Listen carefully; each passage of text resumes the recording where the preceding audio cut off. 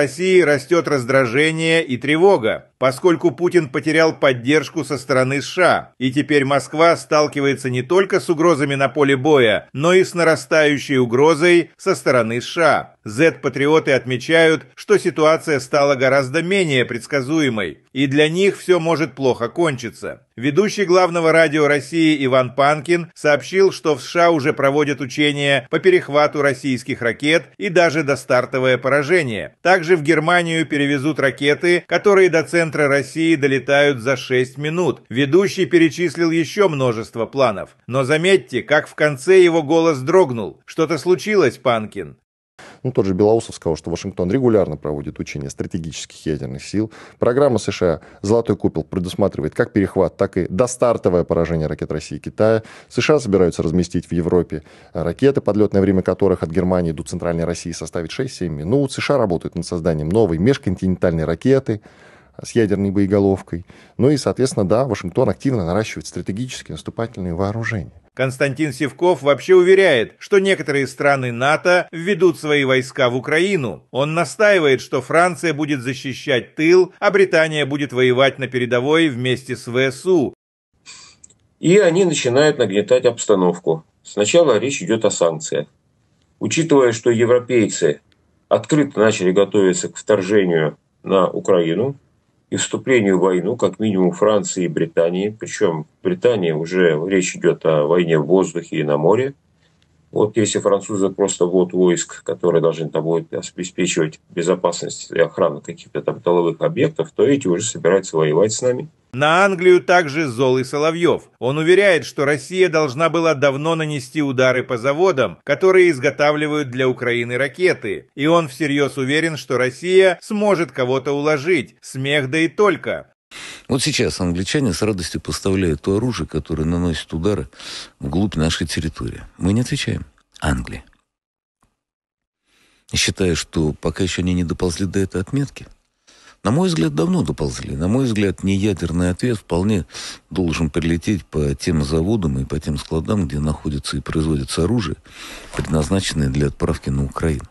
Мне совершенно плевать, какой будет ответ со стороны Европы. Они что, пытаются ответ нанести удар по нам, но мы их уничтожим. У Z-патриотов также растет страх перед ВСУ. Украинские дроны, точные удары и слаженная работа разведки лишают оккупантов уверенности и отбивают желание наступать. Россия пугается уже не учений НАТО, а реальности, в которой ВСУ каждый день доказывают, что никакой второй армии мира больше не существует.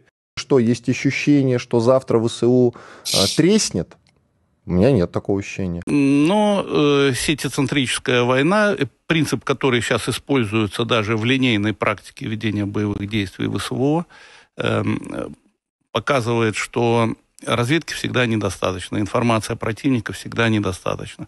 И необходимо об этом думать, совершенствовать. И на сегодняшний день прошло то романтическое время черного плаща и кинжала. Все делают дроны, все меньше и меньше наших парней используются непосредственно разведчиков на передке или тем более на территории противника.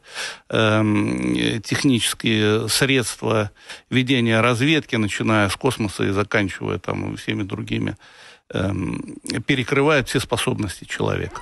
Российский полковник Рустем Клупов уверяет, что оккупанты наносили удары по заводам, которые изготавливают украинские беспилотники. Однако тут их ждала неожиданная и довольно неприятная новость. Удары вроде бы наносят, а количество беспилотников только увеличивается. И опять возвращаемся к беспилотникам. Иногда, оценивая количество налетов на нашу территорию БПЛА противника, казалось, что и с учетом еще нанесения ударов наших по территории Украины, по местам производства этих беспилотников, иногда казалось, что они сходят на нет, они постепенно уменьшаются. Но, тем не менее, общие цифры за октябрь показали, что увеличение применения беспилотной авиации по территории России увеличилось почти на треть. Нормовен ефективно полегшує симптоми варикозу. Нормовен – лек із ніг, здоров'я вен.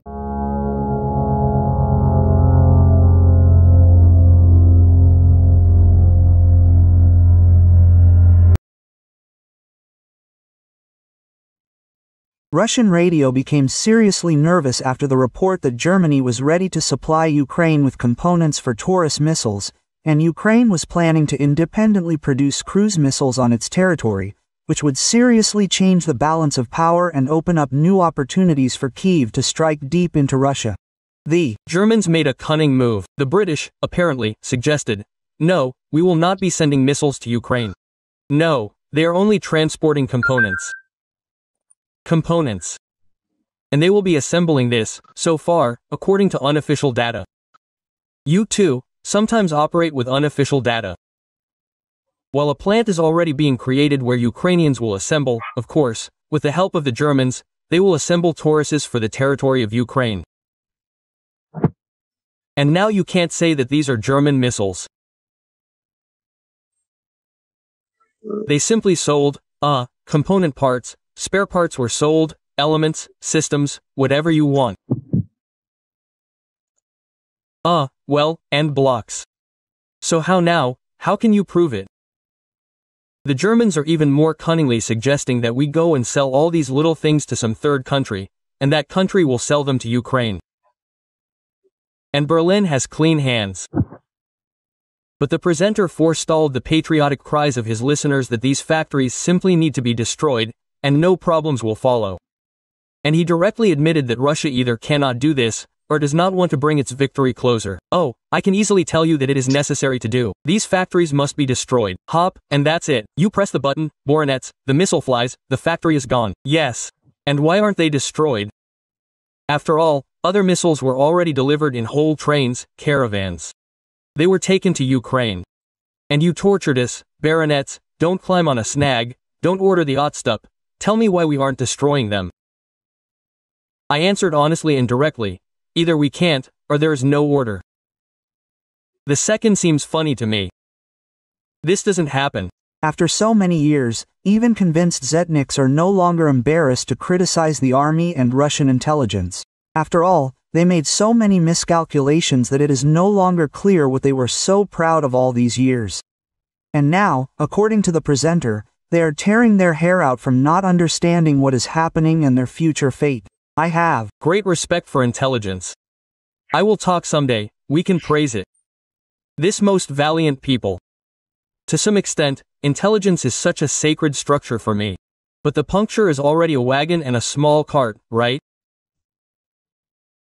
Starting with the fact that the possible results of the beginning of a special military operation were calculated, and then further, and then we suddenly began to think, for the life of us, that we do not have intelligence structures on the territory of Ukraine. Yes. And here in Russia, like in the neck of homeless dogs, these very intelligence officers recruited specifically by the security service of Ukraine. It's true. Well, you must agree that Ukraine tried very hard here, and now we are tearing our hair out.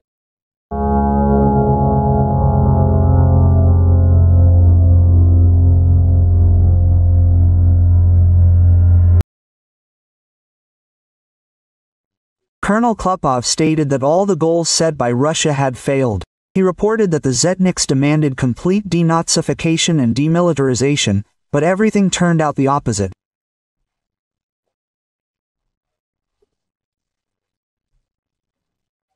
Now, after 3 years, the question arises about refining the military political goals, taking into account how NATO has performed as a whole, how individual states have performed, how Ukraine's defense is being built and how effective, therefore, the previously set goals are, because they set the goal of denazification, gave birth to a whole galaxy of followers of these Nazis, set themselves the goal of demilitarization, but led to complete militarization of both society, therefore, and the state of this country.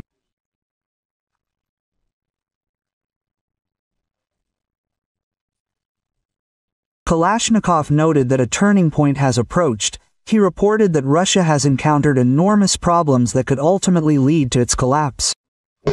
You understand that a turning point is approaching now. No, I repeat my old forecasts.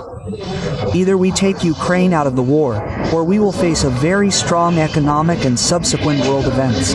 Draw your own conclusions. Apta Ladanov said that Russia urgently needs to prepare 1 million occupiers and take them by numbers, which Kalashnikov disagreed with. The military blogger explained that in this case the economy will not withstand and Russia will fall.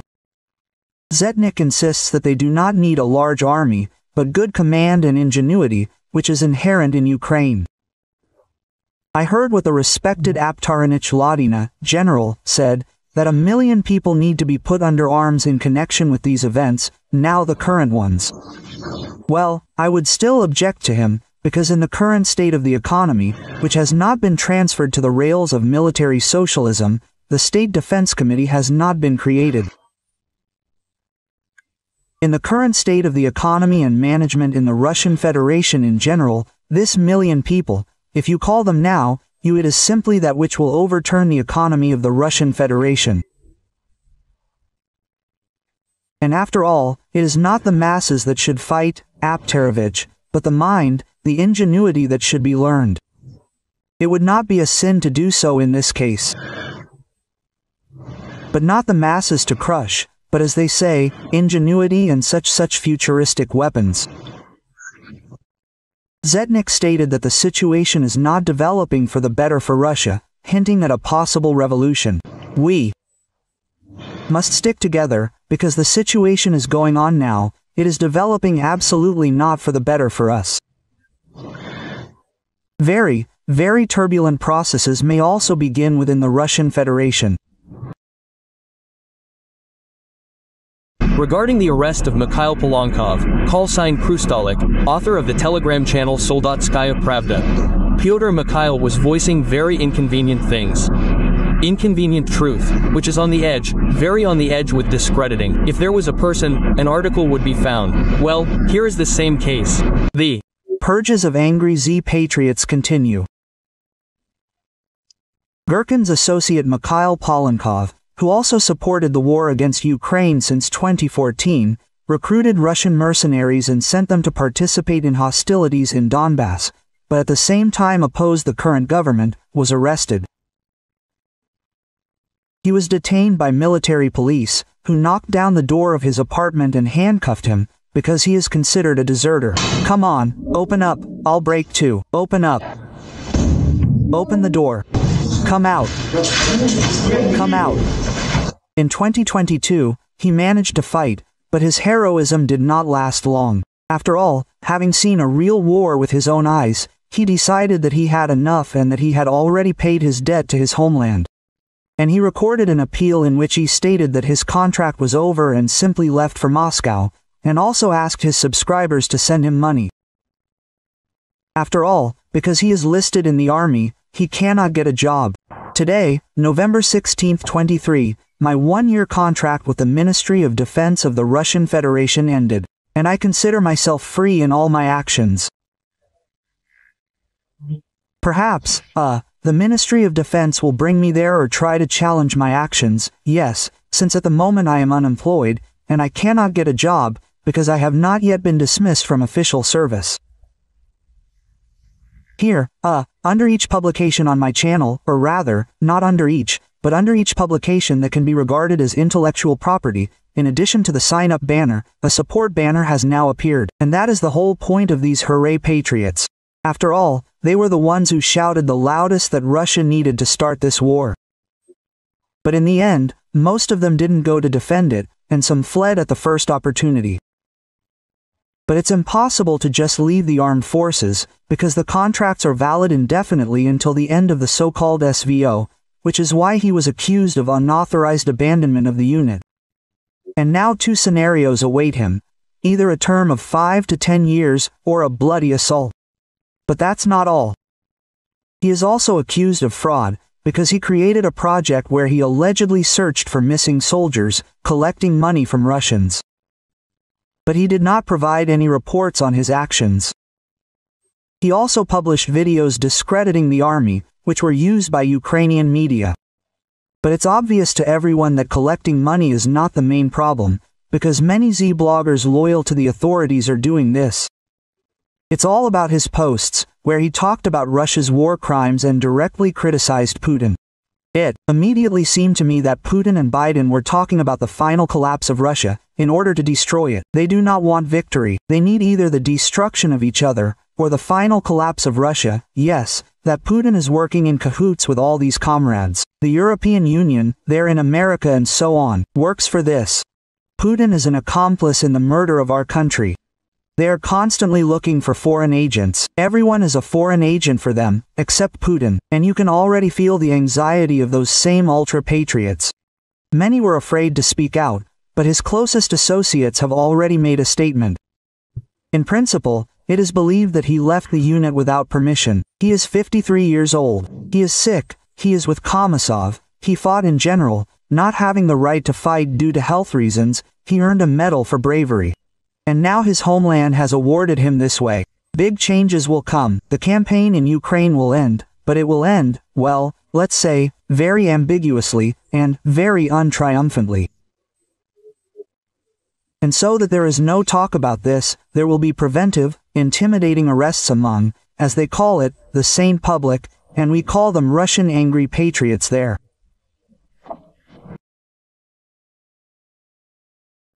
Klopov openly admitted that all the goals set by Russia since the beginning of the invasion have failed.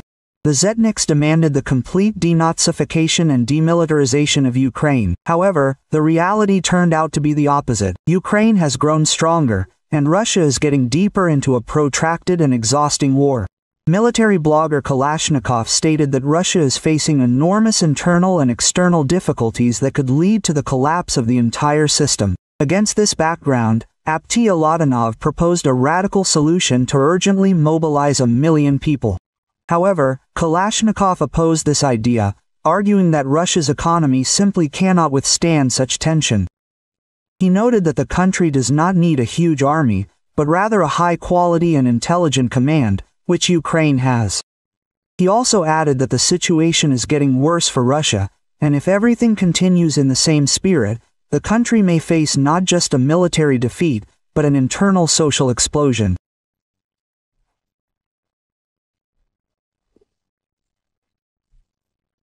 Now, after 3 years, the question arises of refining the military political goals, taking into account how NATO has performed as a whole, how individual states have performed, how Ukraine's defense is being built, and how effective, that is, the previously set goals are, because they set the goal of denazification, and gave birth to a whole galaxy of followers of these Nazis.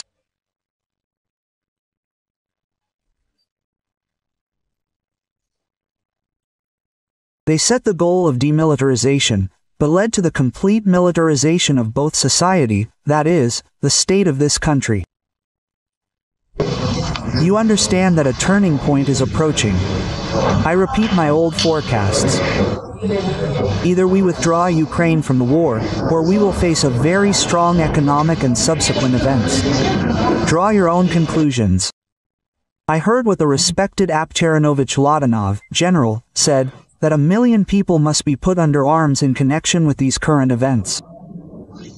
Well, I would still object to him, because in the current state of the economy, which has not been transferred to the rails of military socialism, the State Defense Committee has not been created.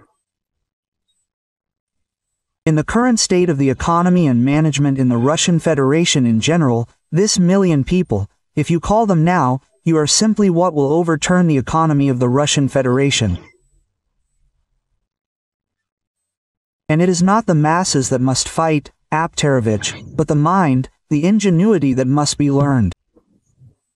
I did not row to do this in this case.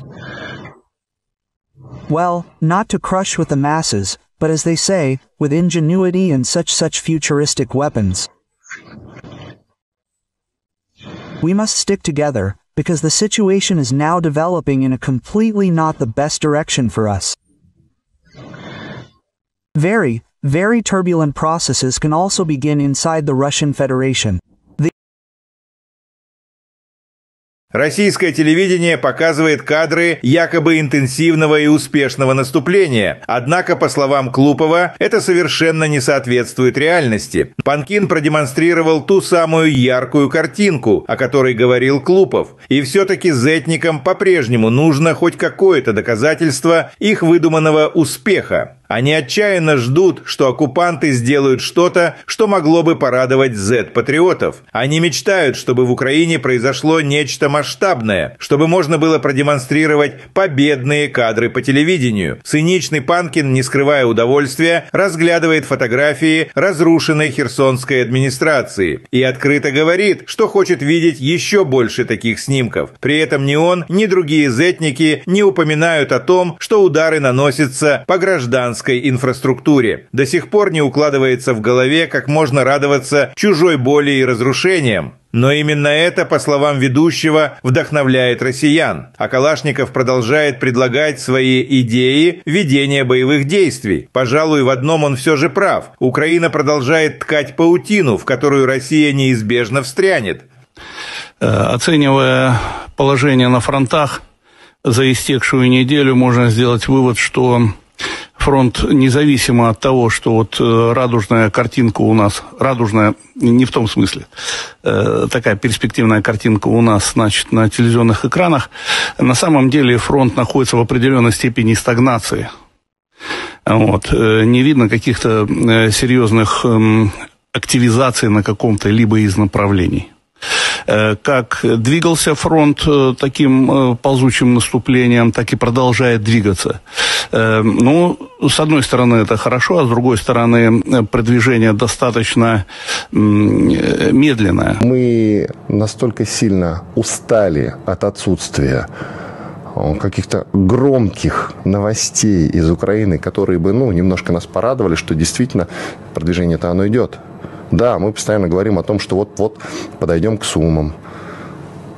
И не только к Сумам. Каждый день сообщается о взятии новых населенных пунктов.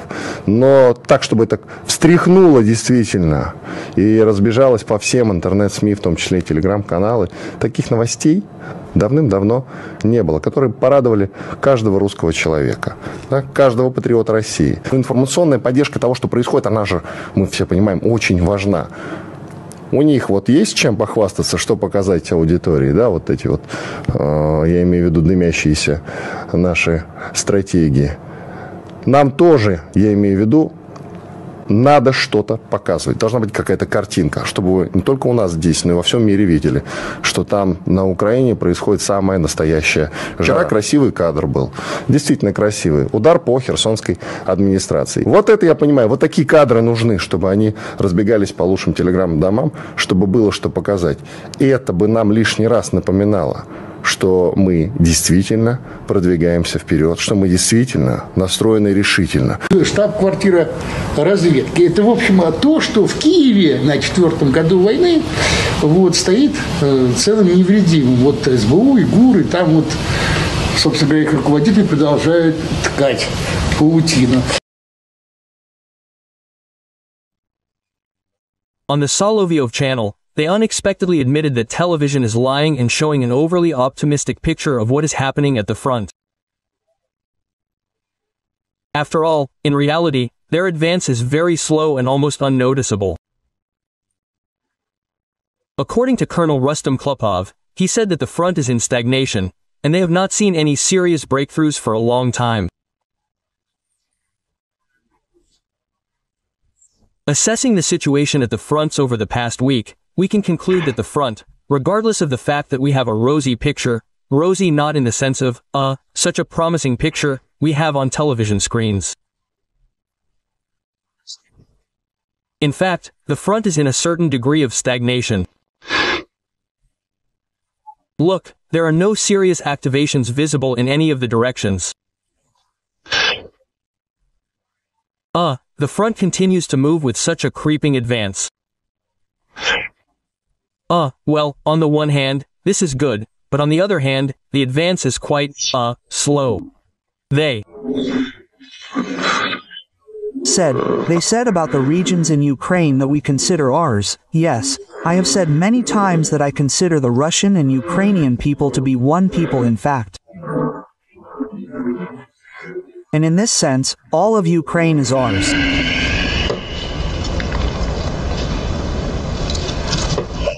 What the hell is this brave Arzesh?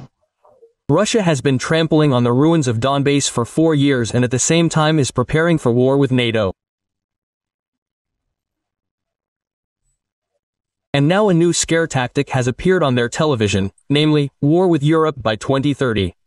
More and more Russian military experts are expressing concerns about the Kaliningrad region and are worried that a real blockade awaits the region. A major conflict with Europe awaits us ahead, so now we are only preparing for it, judging by the trends that are happening. The situation is quite alarming. But there is another monkey with a grenade that is arming, and arming. These are the Europeans. They are really going to fight us there at least by 2030. Why are Estonia and the Baltic states really mining their borders, really laying dragon's teeth? Of course they are, because sooner or later they will blockade Kaliningrad for us. The enemy has already announced that it is preparing for war with Russia by 2028 to 30. How will they achieve this? Either by blocking the Kaliningrad region, or by violating the rights of, the Russian-speaking population in the Baltic states, or by violating the rights of polar bears there, or it is not so important. It is not so important, but the goal has been set, the task has been set. Yes, the goal has been set to prepare NATO for war with Russia in 2020 to 30. Klopov is concerned that many are satisfied with at least this kind of offensive, which does not really correspond to the status of the second military force in the world, and called on the top leadership to change their approaches for a more effective introduction of military operations. Therefore, based on this, one cannot say, but it is necessary to once again raise the issue of changing at the front, changing this position. Maybe someone is happy with this, thank God, that at least we are advancing without any breakthroughs. We have talked a lot about the lack of space, the unmanned nature of the equipment, the role of artillery in a modern war of armored forces. But nevertheless, we also have a general staff, which leads both academies and research institutes. We need to get out of this situation, this creeping offensive. New forms and methods of using troops. And, accordingly, based on this, it is necessary to return to the issue of, the destruction of the leadership. Israel showed us that they practically beheaded both Qasser and the armed forces of Iran. That is, after so many years, Russian television still does not understand how they can defeat Ukraine and how they can change the methods of waging war to achieve results. After all, the creeping offensive suits everyone, despite the colossal losses and depletion of the economy. We have this old, well, it's not a proverb, not a parable, but an old rule. Where the foot of a Russian soldier steps, there is ours.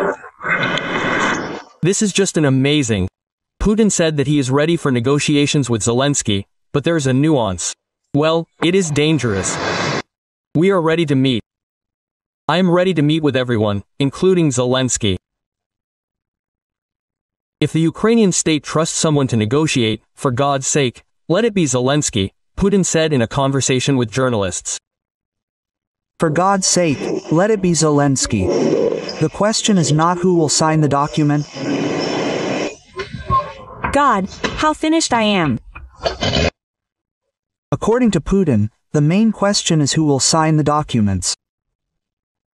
He again said that Zelensky is allegedly illegitimate. Moreover, Putin threatened to worsen the situation for Ukraine.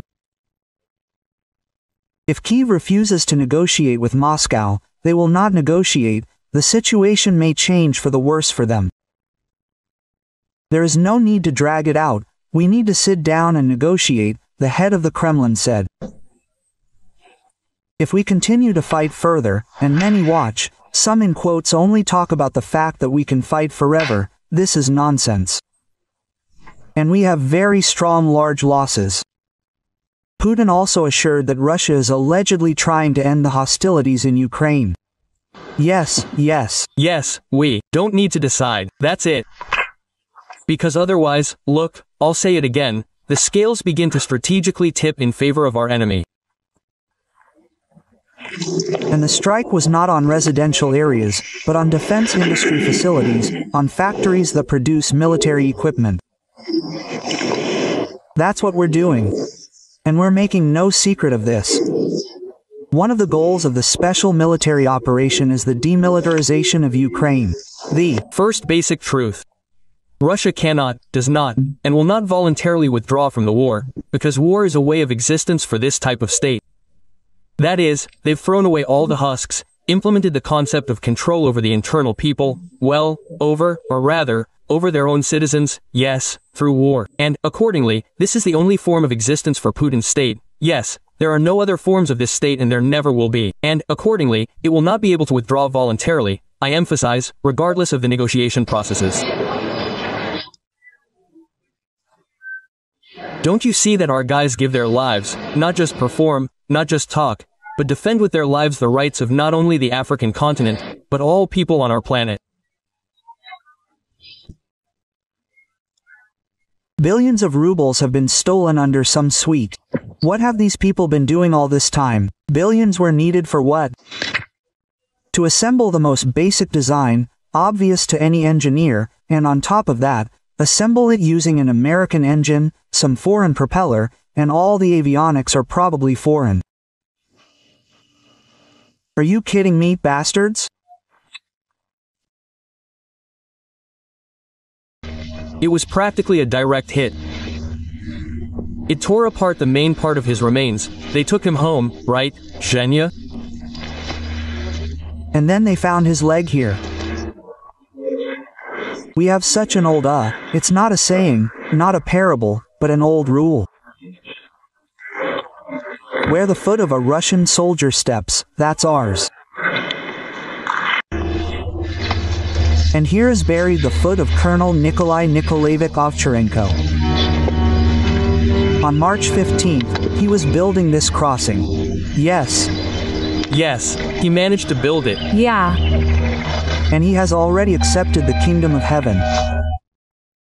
Vladimir Trupin, speaking at the shameful Intergalactic Economic Forum, which among the leaders of the countries, only the president of Indonesia attended, announced some old rule.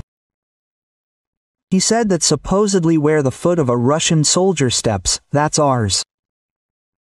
Let's note that at different times Russia invaded dozens of countries, but none of these countries belong to Russia. The Kremlin senile fool came up with this supposedly old rule and, as usual, screwed up. In addition, it is worth recalling that in 2024, 138,000 prosthetic legs were issued in Russia, which is 51% more than the year before. In turn, Ukrainian Foreign Minister Andriy Sybiga commented on Trupin's latest statement. He noted their blatant cynicism and disdain for U.S. peace initiatives. According to the diplomat, the phrase about the leg of a Russian soldier was especially absurd. Sybiga emphasized that wherever this leg steps, it brings only death, destruction, and suffering. At the same time, he added, Putin is completely indifferent to the fate of his military and their limbs torn off by Ukrainian drones. He has already killed 1 million soldiers in a senseless bloody meat grinder or 2 million legs. His rhetoric serves only one purpose, to distract attention from the failure of 25 years in power, Sybiga concluded. Trupin does not care about Russian soldiers and their torn-off legs. He is a mass murderer of his own people. I wish you to recover, get back on your feet and protest, and put in order. What the hell are you talking about? The International Economic Forum has ended in St. Petersburg. Putin spoke there today and said a lot of general words for everything good. Salaries must grow, the economy must develop, and the business climate must become more attractive. Listen. The most important thing is that the business climate should allow us to expand and strengthen the base of our economy, make it more sustainable and at the same time dynamic, aimed at increasing the production of goods and services.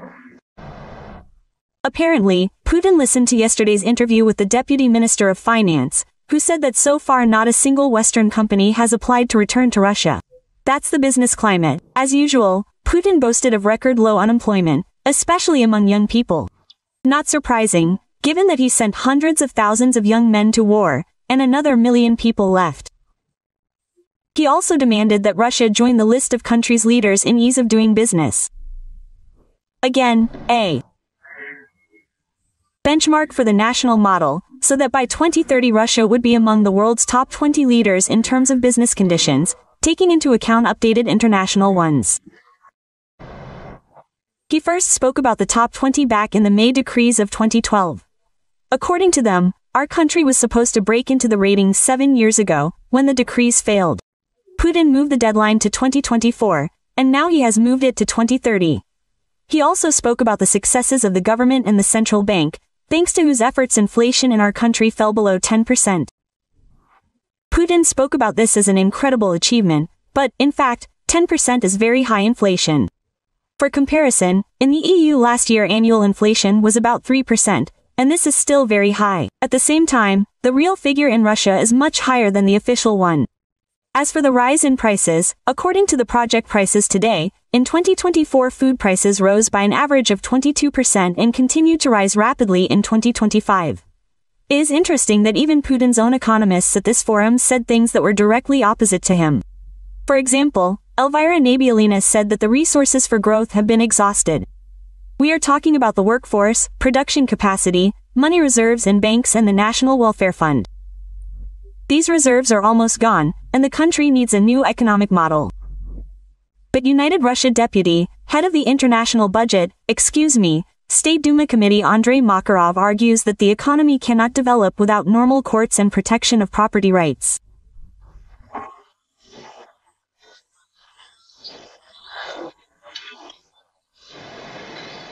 But when business no longer speaks about the main problem, the investment climate and the lack of institutions, and institutions are actually an opportunity, if your rights are violated, to go to court and expect that it will be a fair decision, regardless of who you go to court to, who you argue with.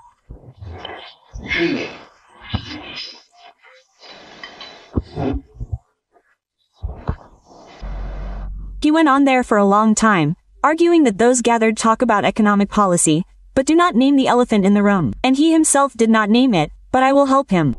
The elephant in the room is Putin's corrupt system. The war that devours billions of rubles and hundreds of thousands of people. This is lawlessness and repression against its own citizens. A war criminal wanted by the International Criminal Court says that the destroyed residential areas are a military facility. If your journalists saw how our entire residential areas were destroyed by our missiles, they would hardly be able to tell you anything about it. They would not have survived. There's enough work for psychiatrists here for 100 to 150 years ahead. If they saw anything, they saw it from the sidelines. And the strike was not on residential areas, but on defense industry facilities. War is peace, freedom is slavery, and the destroyed 9-story building is the defense industry. One of the goals of the special military operation is the demilitarization of Ukraine, that is, depriving it of the ability to have armed forces that threaten us. That's why Ukraine already has F-16s, HIMARS, Patriots, Bradleys, Leopards, Storm Shadow missiles, Tri-7 howitzers and a bunch of other weapons. Everything is going according to plan, according to plan, according to plan, according to plan, according to plan, just according to plan. That's the schedule. How can people who disgrace the great aviation industry calmly walk on Russian soil? The homeland of Antonov, Tupolev, Sukhoi, Mikoyan, Gurevich.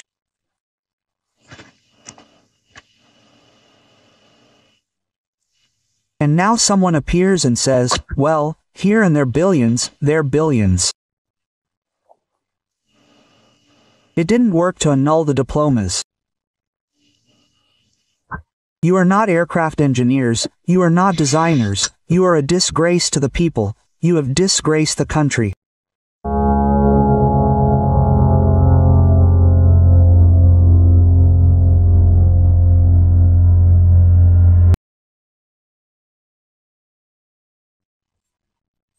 The so-called SVO has been going on for 4 years now, which is why even convinced Zetniks have questions. What are they doing at all, and why are they not using their capabilities to the fullest? And here the same forbidden question begins to be born. Maybe they just don't have these capabilities? Colonel Rustam Klupov is perplexed. Why hasn't Russia delivered that crushing blow that would have accelerated their desired victory? We are not using all our capabilities, not all our resources. The disruption of logistics is also here. Maybe, repeating itself. Yes, it can't be, but repeating itself. We have talked about this very often. We also talk about these notorious bridges across the Dnieper. And the whole war consists of 2 parameters. These are technical capabilities and political will.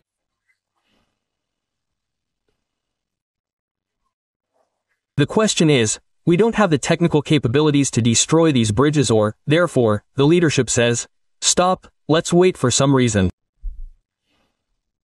But if this is a technical capability, it is easily resolved. If we had set ourselves the goal of destroying the bridge on the Liman near Odessa, that's it, no one talks about it. They tried to restore it several times, but destroyed it again. Even today it is unclear whether it is in good condition or not. The same thing happened with any other bridge, like the Antonovsky Bridge. They tried to destroy it with their HIMARS. At first, nothing worked. In the end, we blew it up ourselves and made it completely unusable. And here, too, we have the strength and the ability and the means to reach every bridge. Technically, through intelligence means, anyway, asymmetrical strikes. It would seem that we are talking about, increasing our capabilities through symmetrical strikes.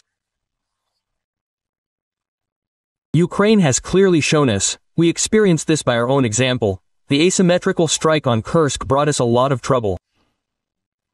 And now we have liberated the territories, thank God, and we are very seriously monitoring that this does not happen there in any of the other directions.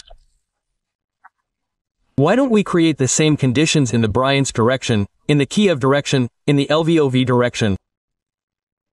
Let's return to this topic again in order to stretch the front line.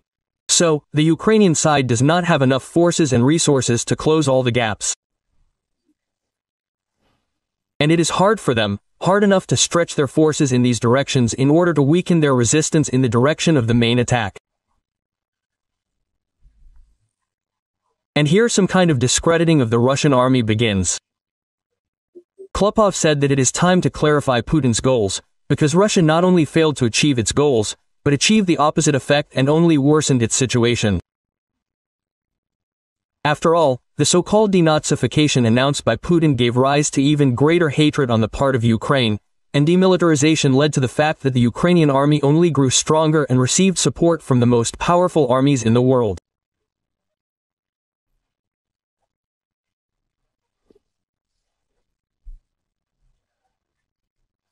Now, after 3 years, the question arises about refining the military political goals, taking into account how NATO has performed as a whole, how individual states have performed, how the defensive, Ukraine is being built and how effective, therefore, are the previously set goals, because they set the goal of denazification, gave birth to a whole galaxy of followers of these Nazis, set themselves the goal of demilitarization, but led to the complete militarization of both society, therefore, and the state of this country.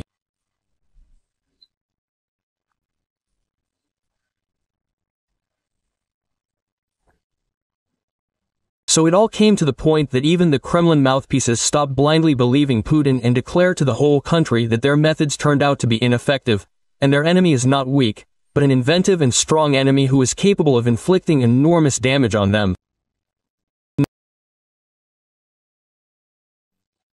Even Kremlin radio is already openly admitting that sanctions are working. The economic situation is rapidly deteriorating, oil prices are falling, and the money is going to a war that is not producing results. They admit that there is less and less money in the budget, and no one knows where to get it. Economics and technology consultant Petr Zabortsev admitted live on air that a hole has formed in the budget, which is associated with a drop in income. And one of Russia's main problems is the decline in oil prices. Well, the situation is really getting more complicated. Already at the beginning of the year, it became clear that the federal budget, in the parameters that it was laid down in the law last year for this year, is not being implemented. That is, a hole has begun to grow in it, associated with a decrease in income. Now, when the dynamics of oil prices, on which we are very dependent and the budget depends, shows that it is much lower than the price that is included in the budget, it has become clear that there will be less income, especially from oil and gas. And less in the current adjustment, practically, well, a quarter less of these incomes is expected this year. That is, now, due to the lack of money in the budget, the country is cutting spending on all areas of life that are not even related to the war. But the Russian government does not plan to cut spending on the so-called SVO. That is, now, instead of developing industry, education and the welfare of the country in general, the budget is spent on the destruction of Ukraine and the mobilization of its own population. In general, I say again, the situation is getting more complicated. Indeed, the external situation is not conducive. Can we say that in the future it is possible to cut budget expenditures? The fact is, Ivan, the reduction of budget expenditures is already underway. It has been going on for several years. It is related to a special military operation. The thing is that the dynamics of expenses, it does not change much, but the share, that is, of expenses on defense, national defense in it is growing sharply. This means that other expenses are being reduced and redistributed, that is, expenses in favor of defense. That is, they directly admit that it is more important for Putin not to develop his country, but to wage a war of conquest against another state, while increasing Russian cemeteries. And there is simply nothing to cover the hole in the budget. Frankly speaking, there is a deficit and there is nothing, well, to cover it, in general. That is, external and external loans are closed, by and large. Internal borrowing is mainly only from oneself, because the basis of the financial sector is the state banks. That's it. And the liquid part of the National Welfare Fund, it, well, little by little, that is, the fund itself, it is still normal, but its liquid part in the form of, like money, it has almost halved, since the beginning of the special military operation. And now it is even less than we used last year. That is, according to the expert, there is practically no money left in their National Welfare Fund, and the remainder there is less than what was taken from there last year. And this means that by the end of the year the money will completely run out. I think that for you and me, as ordinary people, yes, people who participate in economic life, it will be much more sensitive than these budget squabbles, in general, the reduction in economic dynamics this year. The thing is that given the tight monetary policy and normalization, well, that is, by and large, the reduction of spending not on defense industries, we may see a slowdown this year. The degree of its sharpness of the slowdown of the economy, that is, the decline in economic activity, will vary from sector to sector, but it will happen. That is, it is clear that construction is simply slowing down sharply. This is all clear. That is, it turns out that because of Putin's war, the state can no longer spend money on something useful for the population. And soon every resident of Russia will feel it for themselves. The defense forces of the south of Ukraine together with the SBU, GUR and the next unit stopped an enemy train with fuel near Takmak, and drone operators from the 65th Separate Mechanized Brigade burned it.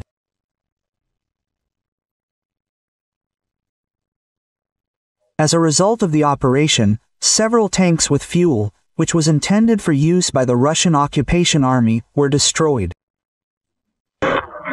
Where the foot of the Russian soldier steps, there is ours. The Solovyov channel unexpectedly admitted that television is lying and shows an overly optimistic picture of what is happening at the front. After all, in reality, their advance is very slow and almost unnoticeable. According to Colonel Rustam Klupov, he said that the front is in stagnation and they have not seen serious breakthroughs for a long time. Assessing the situation on the fronts over the past week, we can conclude that the front, regardless of the fact that here is a rosy picture, is rosy in the wrong sense.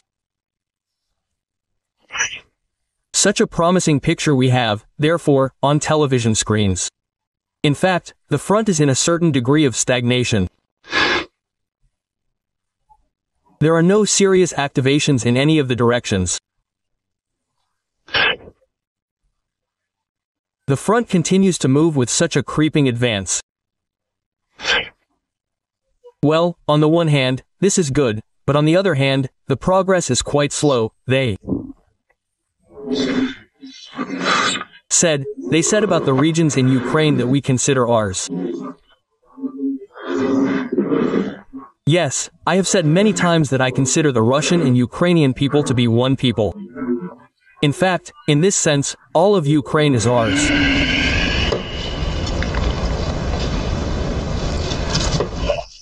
What the hell is this? Russia has been trampling on the ruins of Donbass for 4 years and at the same time is preparing for war with NATO. And now a new scare tactic has appeared on their television, namely, war with Europe by 2030. More and more Russian military experts are expressing concerns about the Kaliningrad region and are worried that a real blockade awaits the region. A major conflict with Europe awaits us ahead, so now we are only preparing for it, judging by the trends that are happening.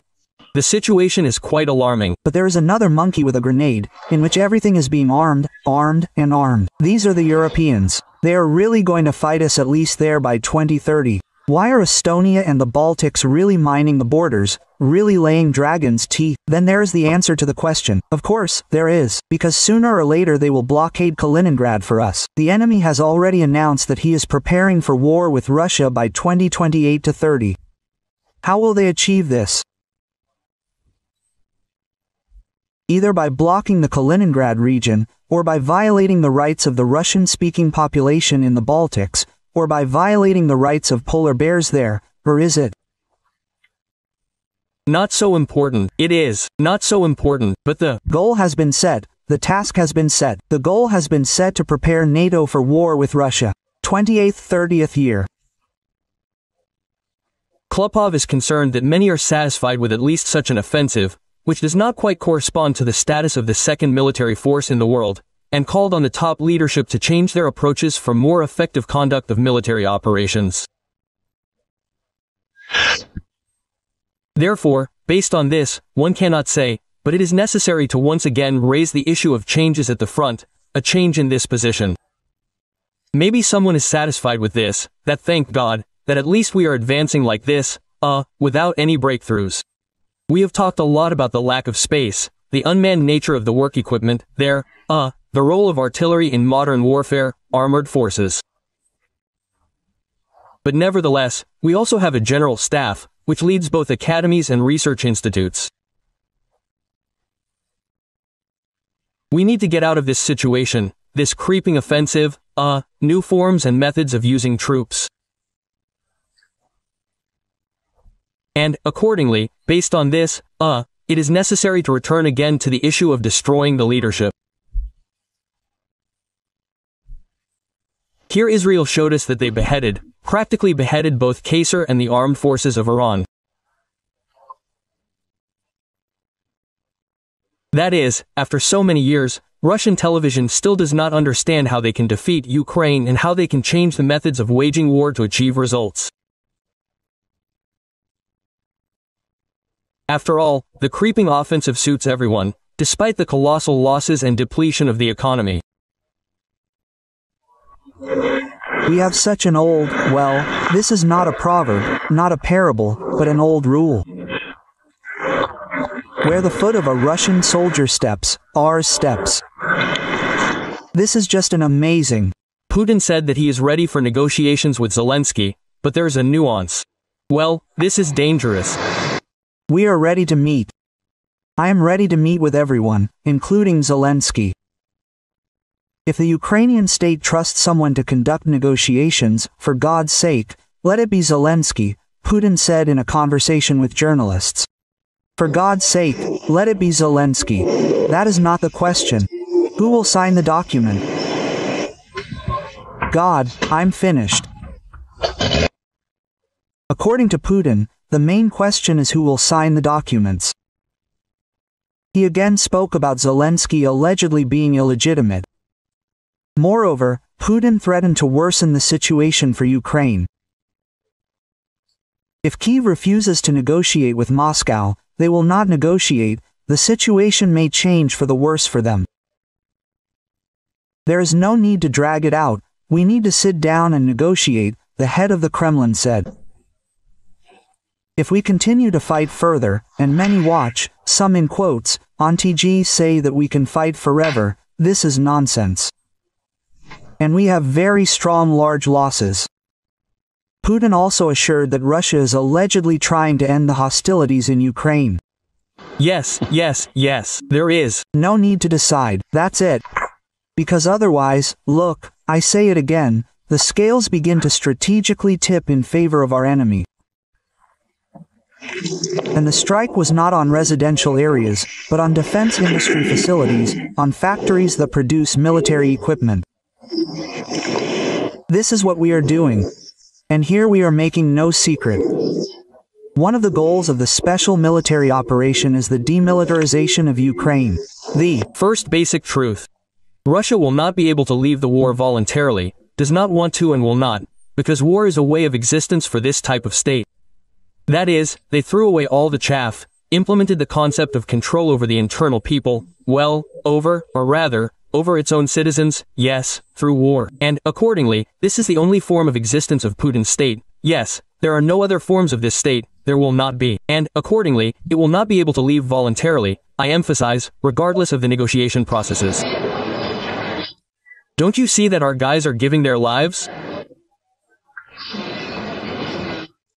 They are not just speaking out, they are not just talking, but with their lives they are defending the rights of not only the African continent, but all people on our planet.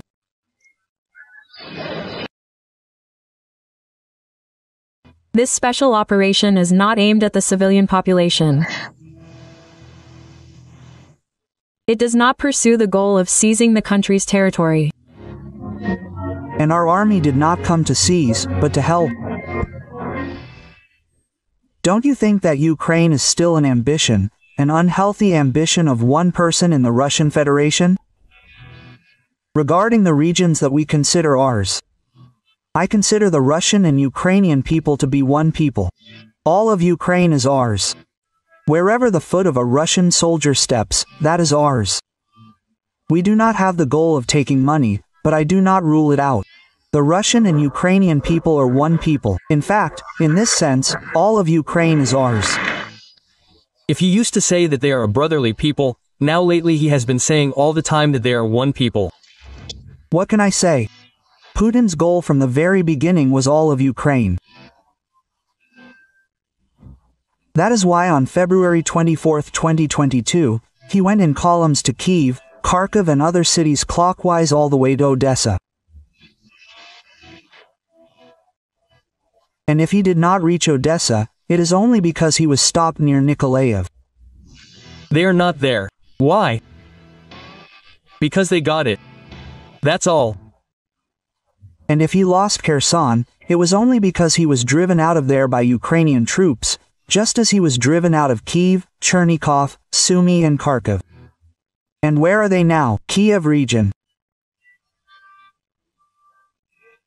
Perhaps the difference between then and now is that Putin used to be forced to disguise his intentions under some euphemisms, because he was rebuffed, including by Biden, no matter how insufficient the American aid provided to Ukraine was, and now he has become so bold that he does not consider it necessary to hide his intentions.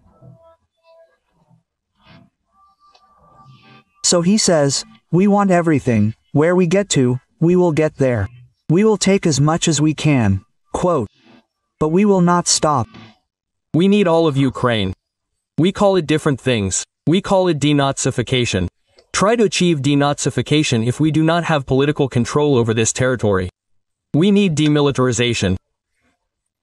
try to ensure militarization, that is, the absence of military power in a country that is independent, sovereign and has the support of NATO. This is impossible without establishing control over the entirety of this territory. Not Lugansk and Donetsk will be ours, but all of Ukraine. And all of this is more than Lugansk and Donetsk. But there is a nuance. I want to take and I can take. These are different things. And the difference between these two things exists only thanks to the Ukrainian defense forces, which are holding back the Russian occupation army on the borders where the fighting is now taking place. Therefore, all these years, the number one task for the entire free world has been supporting the armed forces of Ukraine. After all, Putin's want is not limited to Kiev, Kharkiv, Sumy or Lviv. It extends to Vilnius, Sri Lanka, Tallinn, Warsaw and other European cities.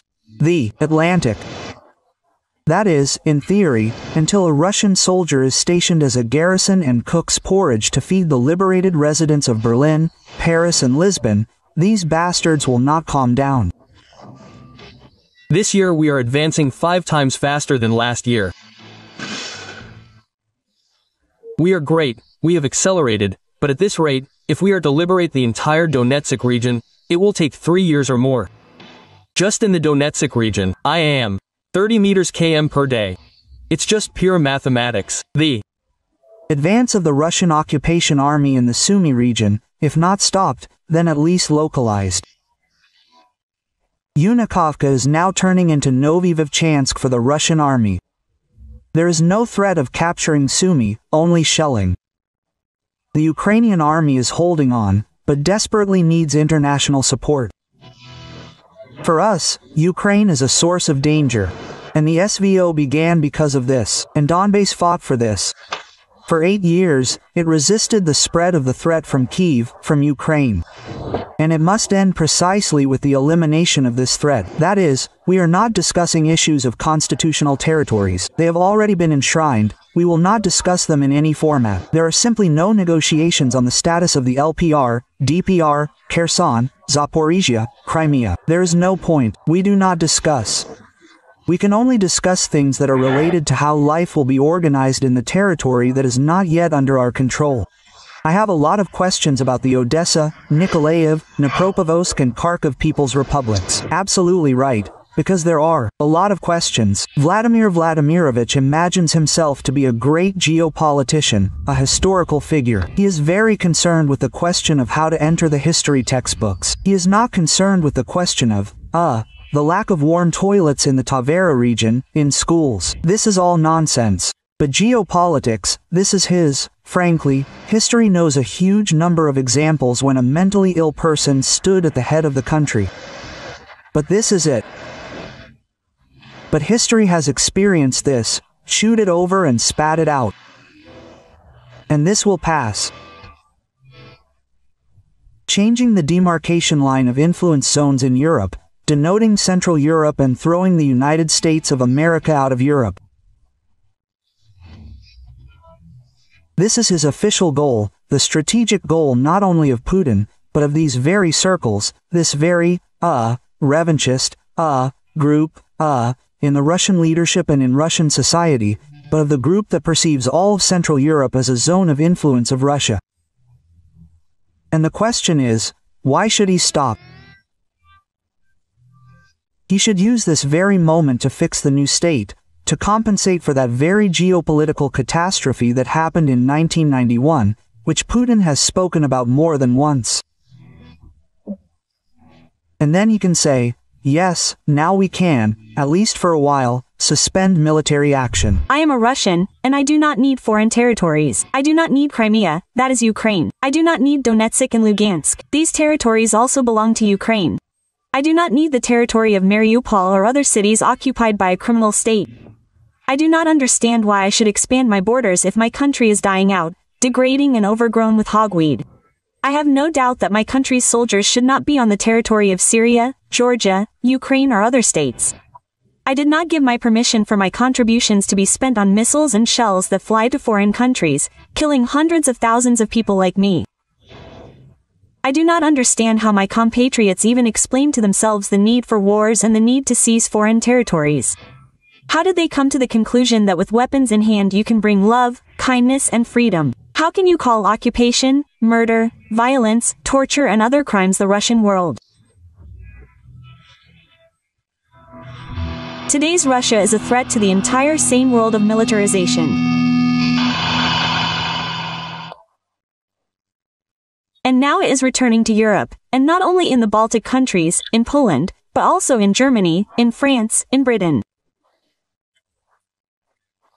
We must be prepared for the fact that these very serious opponents will gradually recreate their large armed forces, and turn economic difficulties into a system of step-by-step mobilization economy.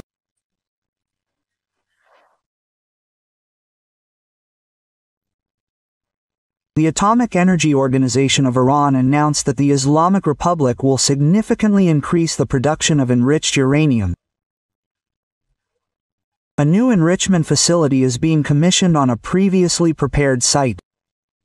The first-generation centrifuges at the Fordow facility will be replaced with new sixth-generation ones. And some small things. We will reduce cooperation with the Megate, send inspectors. Our response to the Zionists and the Americans will shake the foundations of the universe, the pillar of sacred fire and blah blah blah.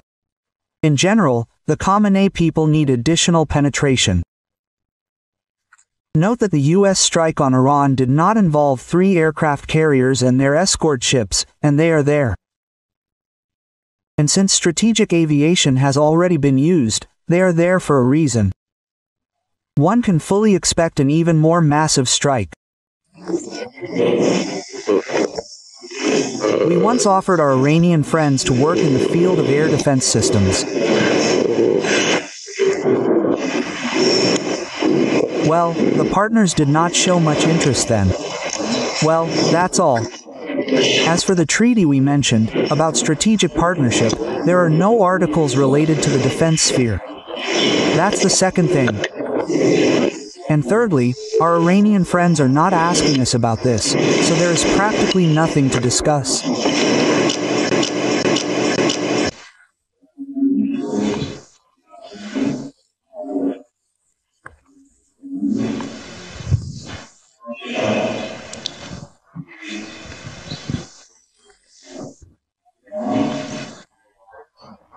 There's another indirect sign that the Israeli Air Force has seized and firmly held air superiority.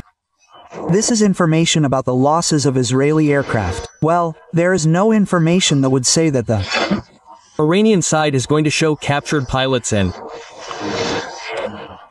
downed fragments, but so far what was passed off as a downed modern American F-35 fighter, but to put it mildly, there was no word for it at all. Well, that's not even the point, you understand? During any combat operations, there are losses. Even when they are within 4 to 5%, they are considered acceptable. There, 10 to 15, that's already sensitive. Well, here, well, even if you show this captured pilot, the downed plane, well, what does that mean?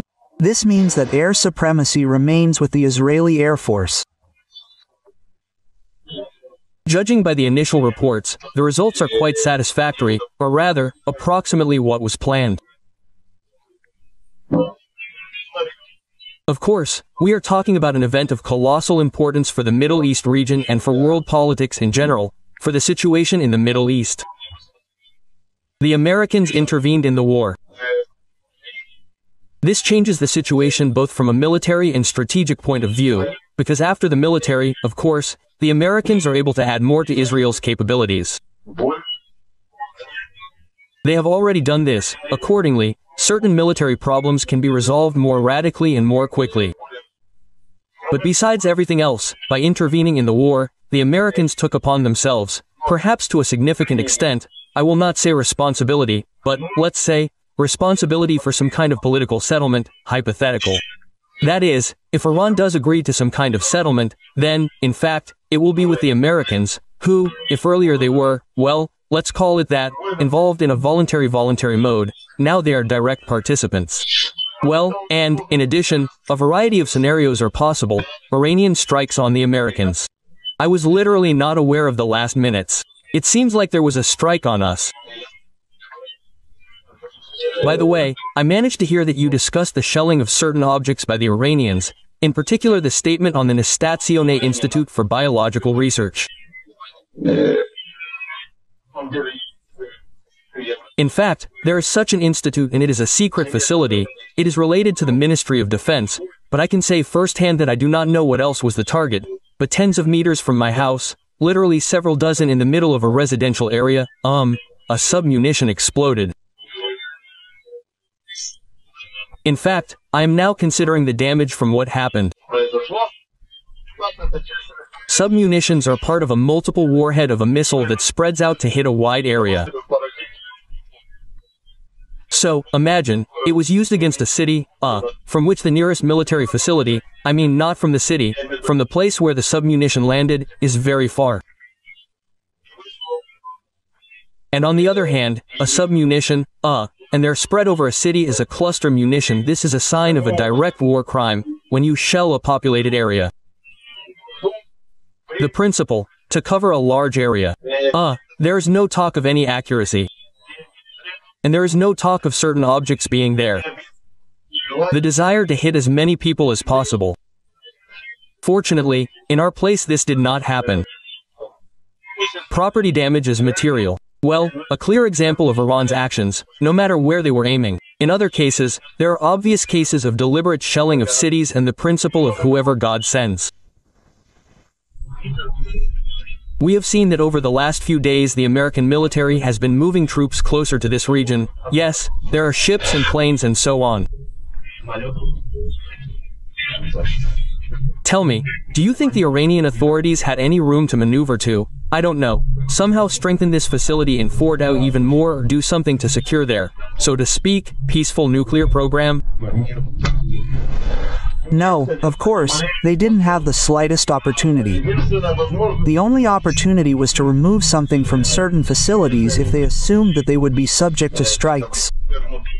Perhaps this was done, but in any case, it was a minor matter. To dismantle serious property. It's hard for me to say how it works technically, but in any case, it should take a lot of time from the point of view of air defense. Naturally, Iran had nothing to do here at all. By the way, in recent days I was especially amused by the statements of some Russian commentators that the Americans are afraid or will be afraid to strike this facility because of the alleged presence of Russian-made air defense systems somewhere there.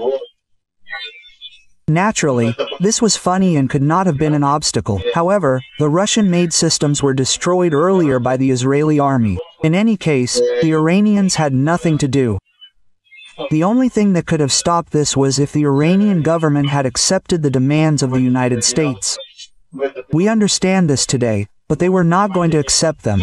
Either they did not believe that the Americans would dare, earlier, they did not believe that Israel would dare, or they believe that no matter what, we will not give up enriching uranium and are ready for an escalation. They have already received an escalation. And how can Russian people who have disgraced the great aviation industry calmly walk the earth?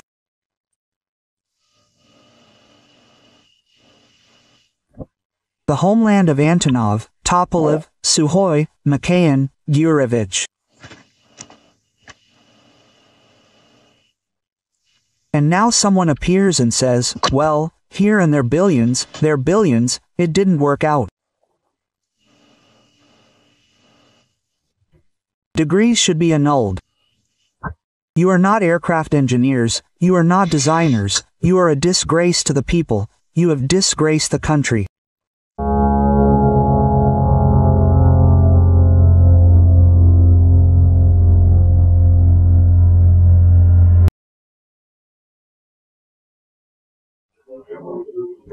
Said that vodka supplies to the Republic of South Africa have already been established. You know, this is a very correct, serious step. Why? Because if you drink vodka, as we say, you need to have a snack with something. And therefore, meat products will certainly follow. That means grain supplies. That's a plus for grain supplies.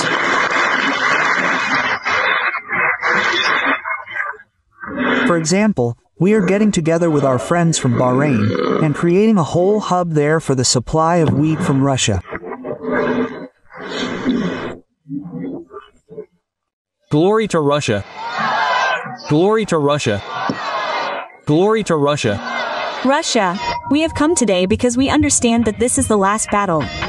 In fact, the last battle of our people, and not only the Altai people, but all the peoples who live in the Altai Republic, and in principle in Russia. The Moscow authorities have driven Altai to despair. Probably the most massive rally in the last decades took place in the capital of the Republic. Thousands of people appeared on the streets of Gorno-Altaysk. They are demanding that their republic be protected from the tyranny of Moscow bureaucrats. The authorities cut the constitution of the Republic and removed the words about territorial integrity. According to our constitution, the only source of power in the country is the people. The state consists of basic concepts. I'll tell you, the people and the territory. If there is no territory, if there are no people, such a state no longer exists. And today I see that this process is in full swing. Apparently, Moscow does not like the fact that Altai exists at all. The security forces put pressure on everyone who tried to speak out against such an initiative, and such impudence brought people to the boiling point. The people understood that they need to defend their republic and stand to the end. Today in the Altai Republic we see how our people are disappearing. People are leaving the republic because they cannot find work here, because they cannot realize themselves here. And we are losing territory. And do not say that the locals are selling it.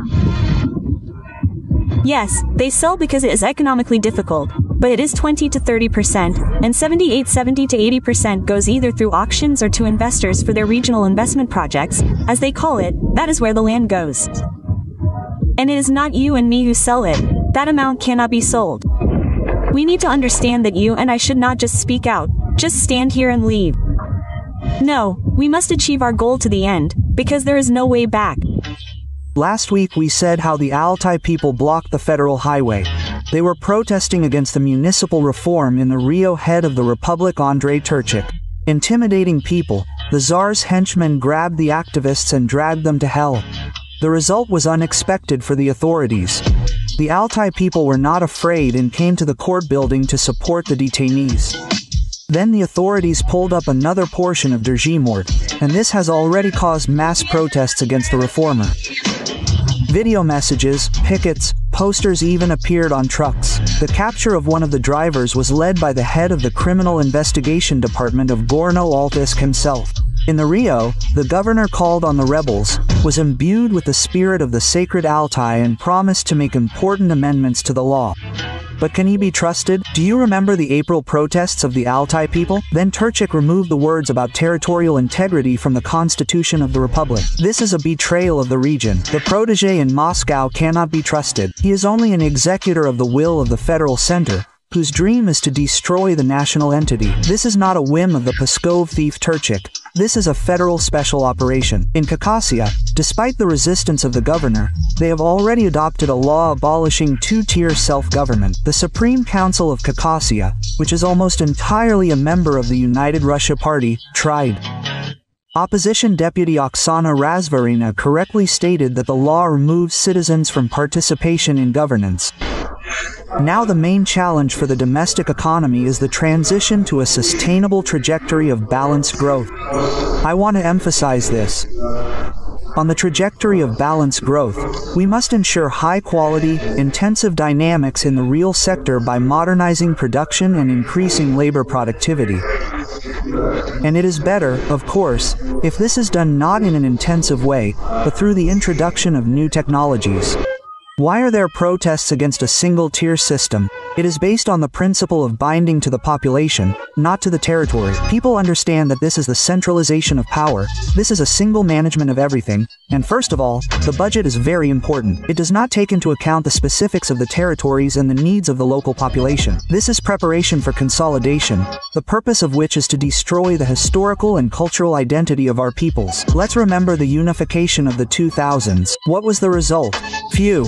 The annexed districts are experiencing demographic degradation. For example, more than a quarter of the population left the Koryagsky district after consolidation. The Komi Permyk, Taymyr, Ustorda, Buryat, and Evenki Okrugs have also lost most of their population. But the autonomous oprugs that resisted unification show a completely different positive trend. A single-level system of governance destroys villages and towns. Doctors are leaving, schools and kindergartens are closing. People are being deprived of their right to choose. If the Altai Republic is united with the Altai territory, the Altai people will make up about 1% of the population, the rest will be Russians. And the living people will turn into a small problem at the level of statistical error. The Altai people are not fighting against reform. They are fighting for their survival against the evil empire. It is not similar in terms of territory. This is a competitive advantage. Even the Russian Empire consisted of territorial units with a separate system of governance. There were provinces, the Great Don Army, the Kingdom of Poland, the Grand Duchy of Finland, by the way, with their own constitutions and parliaments. The United Kingdom consists of 4 parts, each with its own internal structure: England, Scotland, Wales, Northern Ireland. In addition, the Isle of Man, but the Channel Islands, Gibraltar. Smart countries change institutions to suit heterogeneity, looking for their own uniqueness. Social and cultural diversity are prerequisites for progressive evolution, for continued development. But this is not in Russia. While talking on camera about investments, innovations, in practice the authorities are trying to destroy diversity and turn everyone into one obedient herd, uniform. The Russian Federation has driven itself into a dead end of centralism, and any projects imply consolidation and other unitary, stupid strategies. Vertical thinking contradicts free natural development and brings the Russian Federation closer to collapse. Gentlemen officials, do not stop. In the fall, a new head will be elected in the Komi Republic. At the same time, the communists have a high rating. The authorities are afraid that they will not be able to count the election results correctly and therefore do not allow Oleg Mikhailov, a popular communist candidate, to register. That is, they do everything to prevent him from taking part in the elections. Before that, you were driven away by the rage of veterans of the so-called SVO, and they did not allow Mikhailov to submit documents. In support of the communists, they hold single pickets. Even the deputy of the State Council of Komi, Nikolai Brodenkov, joined the action, holding such a picket in his native Izhma. Despite total control, Moscow is losing power in the national republics. People are beginning to understand who Putin is and are ready to elect anyone, even communists. By the way, inventors without alternative elections. What they fought for, they got. They are ready to elect anyone, just not Putin's united Russia. This is already a warning sign. Russia cannot be defeated. It can only be destroyed from within. Russian television continues to admire Operation Web and is no longer embarrassed to admit that it was a complete failure for them. Military correspondent Alexander Kotso said that the strikes on their airfields cannot be called terrorist attacks because they are military targets. What happened to our planes all over the country? I will tell you honestly, I am not inclined to, qualify this as terrorist attacks. We are, after all, at war. We have a difficult, protracted conflict with a very serious enemy.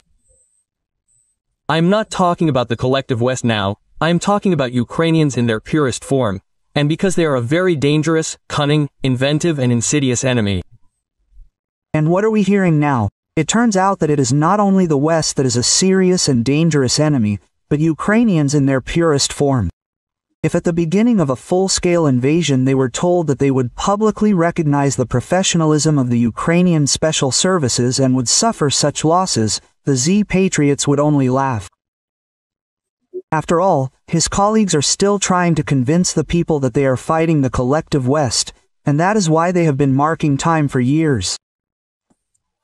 We are fighting NATO, you are an ignorant Nazi. But Kotz admitted that all this is a lie, and they cannot cope with the Ukrainian armed forces. I'm also not a supporter of blaming everything on Western intelligence agencies. Many of our highly respected authoritative experts today say, it was not the Ukrainians who did this, it was Misha, it was Masad, it was the CIA. Listen, let's not make our enemy, a serious enemy with whom we are fighting on the ground, some kind of stupid monkey that is incapable of anything without its curators Misha or Masad. This is not true. The Ukrainians are very inventive, very cunning, as I have already said. That is, now Russian war correspondents themselves admit that their propaganda is brazenly lying and underestimating the enemy's strength, calling Ukraine a puppet of the West that is incapable of anything without their help. Some aircraft that we no longer make, well, like the Tu-95, for example, yes, the idea itself, the execution itself, it seems to me, is purely Ukrainian. I would still say that this is sabotage, not a terrorist attack, because we are at war and they attacked military airfields, not civilian ones. What happened in terms of execution? Yes, we see this, very, painstakingly prepared in conspiracy theories, conditionally conspiracy theories, sabotage, when, in a rented warehouse, they prepared several trucks that loaded portable cabins, yes, in the roof of which devices were mounted, in which all the fronts were located, controlled via cellular internet through GSM modules. There are a lot of questions. Firstly, well, we were completely unprepared for the fact that there is no rear with these technologies, the question of using FPV drones in the deep rear, but it was a matter of time.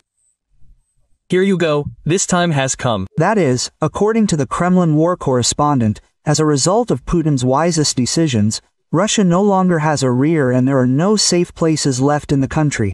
After all, Ukraine can reach anywhere and hit targets thousands of kilometers from the border. This is an issue that we have also been discussing, but I don't know for how many years.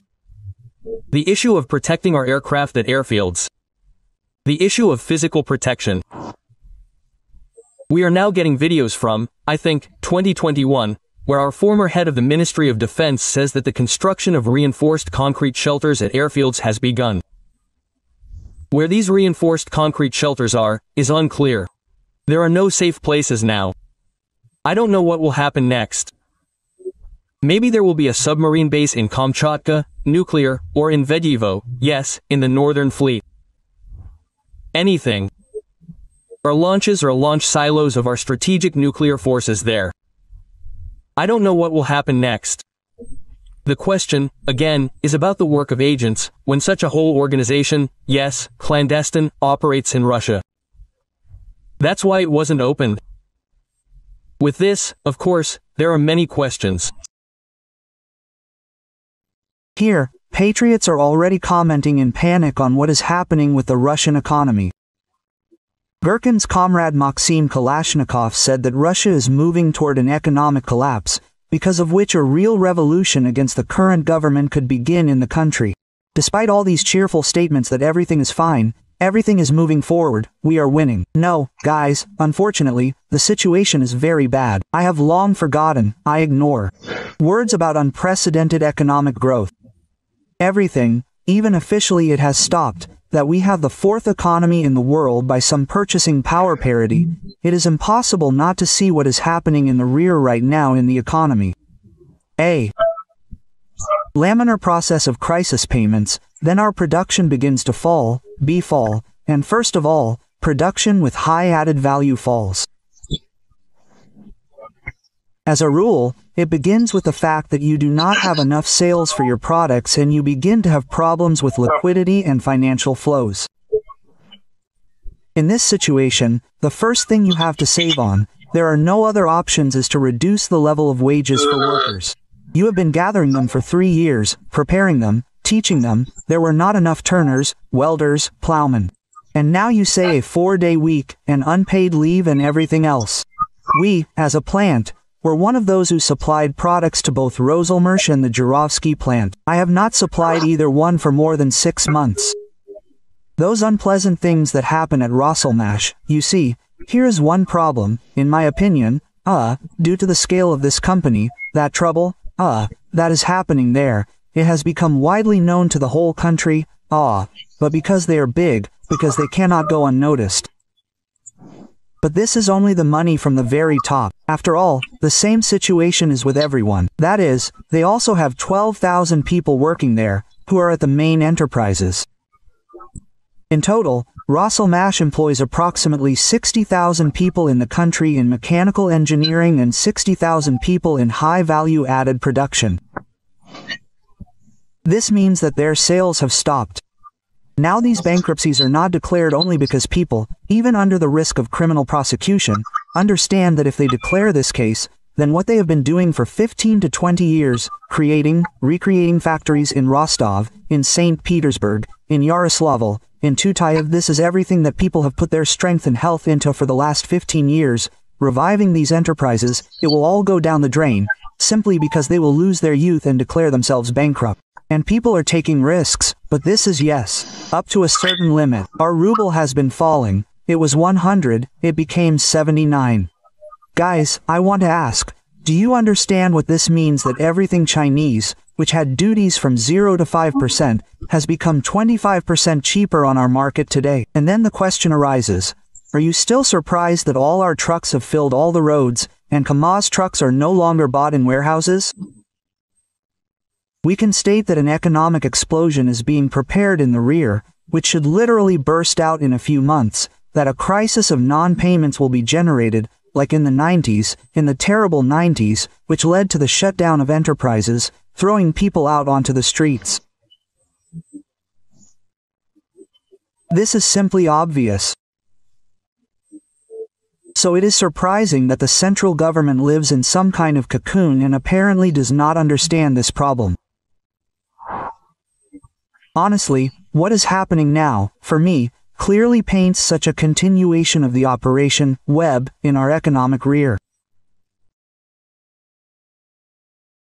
Klopov stated that the occupiers are not advancing at all.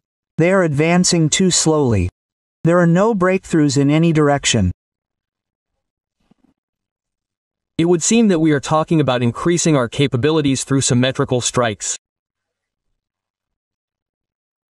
Ukraine has clearly shown us this. We have experienced it in our own example. The asymmetrical strike on Kursk brought us a lot of trouble.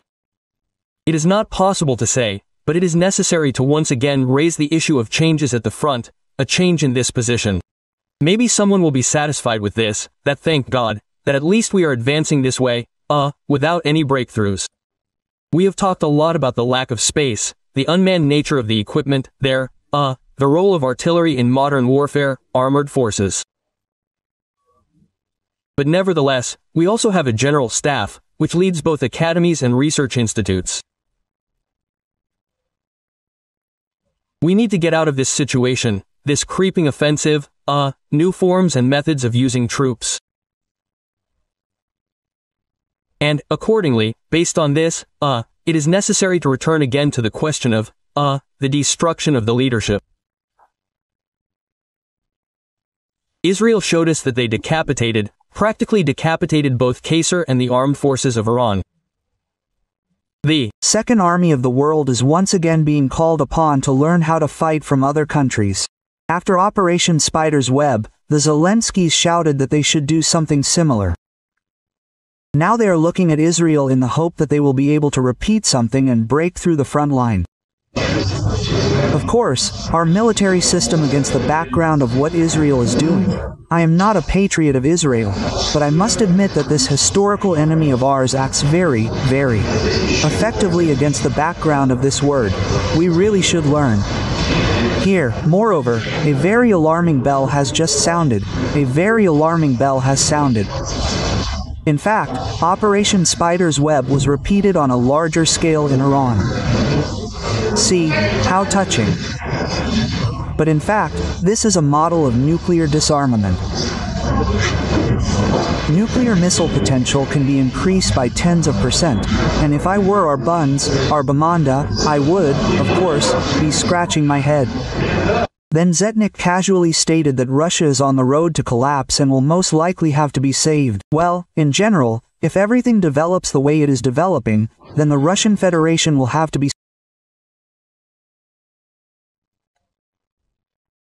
Colonel Klopov stated that Russian television shows footage of an intensive and successful offensive, which is not true.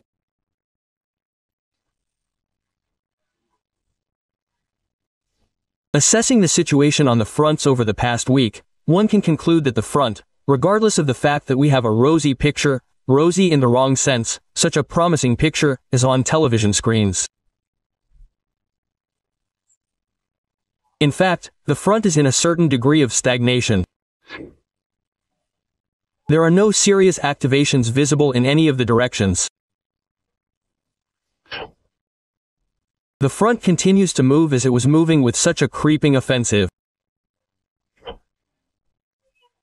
Well, on the one hand, this is good, but on the other hand, the advance is quite slow. Pankin demonstrated the bright picture that Colonel Klopov spoke about. And all the same, the Z-Patriot needs the occupiers to do at least something that will please all the Z-Patriots. We are so tired of the lack of any big news from Ukraine that would, well, make us a little happy that progress is really happening. Yes, we are constantly talking about the fact that we are about to approach Sumy, and not only Sumy. Every day there are reports of the capture of new settlements. But in such a way that it would really shake things up and spread across all the internet media, including Telegram channels. There has not been such news for a long time that would make every Russian person happy, yes, every patriot of Russia. The Zetniks continue to talk about the special Operation Spiderweb and want something similar to happen in Ukraine, to show the footage on TV. Information support for what is happening, we all understand, is very important. They have something to brag about, something to show the audience. Yes, these, our smoking strategies. We too, need to show something. There should be some kind of picture so that you, not only here but all over the world, can see that there's a real heatwave going on in Ukraine. The cynical presenter liked the photos of the destroyed Kherson administration, and he wants to see more. At the same time, the Zetniks do not say a word about the fact that they are striking at civilian infrastructure. It still does not fit in my head that Russians can only be happy about other people's grief. It was a beautiful shot, really beautiful, a blow to the Kherson administration. Now that's what I understand. These are the kind of shots that are needed so that they run to the best telegram houses, so that there is something to show. This would remind us once again that we are really moving forward, that we are really determined. Well, Kalashnikov is still offering his ideas for conducting military operations. He is right about one thing. Ukraine continues to weave a web into which Russia will inevitably get caught. The intelligence headquarters is, in general, what stands in Kyiv, in the fourth year of the war, unharmed. Here the SBU and the GERS are there. In fact, their leaders continue to weave a web.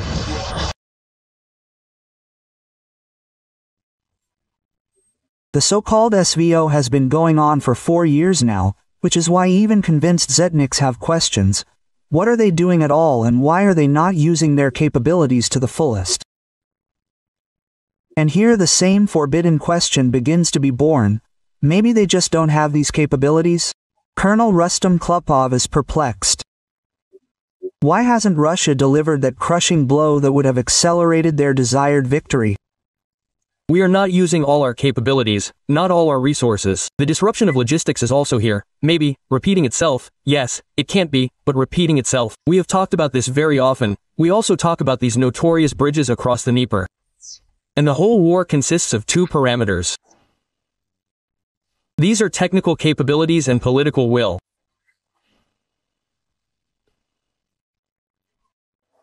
The question is, we don't have the technical capabilities to destroy these bridges, or, therefore, the leadership says, stop, let's wait for some reason. But if this is a technical capability, it is easily resolved. If we had set ourselves the goal of destroying the bridge on the Liman near Odessa, that's it, no one talks about it. They tried to restore it several times, but destroyed it again. Even today it is unclear whether it is in good condition or not. The same thing happened with any other bridge, like the Antonovsky Bridge. They tried to destroy it with their HIMARS. At first, nothing worked. In the end, we blew it up ourselves and made it completely unusable. And here, too, we have the strength and the ability and the means to reach every bridge. Technically, through intelligence means, anyway, asymmetrical strikes. It would seem that we are talking about, increasing our capabilities through symmetrical strikes. Ukraine has clearly shown us, we experienced this by our own example, the asymmetrical strike on Kursk brought us a lot of trouble. And now we have liberated the territories, thank God, and we are very seriously monitoring that this does not happen there in any of the other directions. Why don't we create the same conditions in the Bryansk direction, in the Kiev direction, in the Lvov direction? Let's return to this topic again in order to stretch the front line. So, the Ukrainian side does not have enough forces and resources to close all the gaps. And it is difficult for them, difficult enough to stretch their forces in these directions in order to weaken their resistance in the direction of the main attack.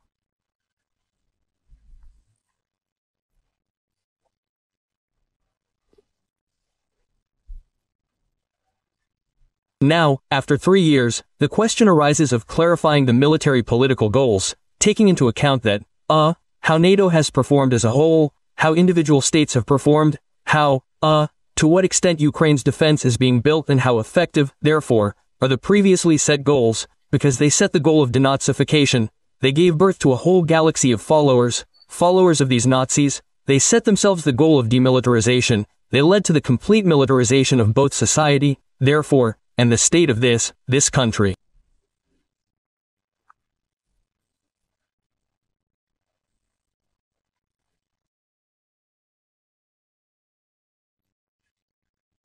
Alexander Chalenko, a journalist who betrayed Ukraine back in 2014, admitted that people in the occupied territories still watch Ukrainian television via satellite dishes, which is why he called for fighting this problem.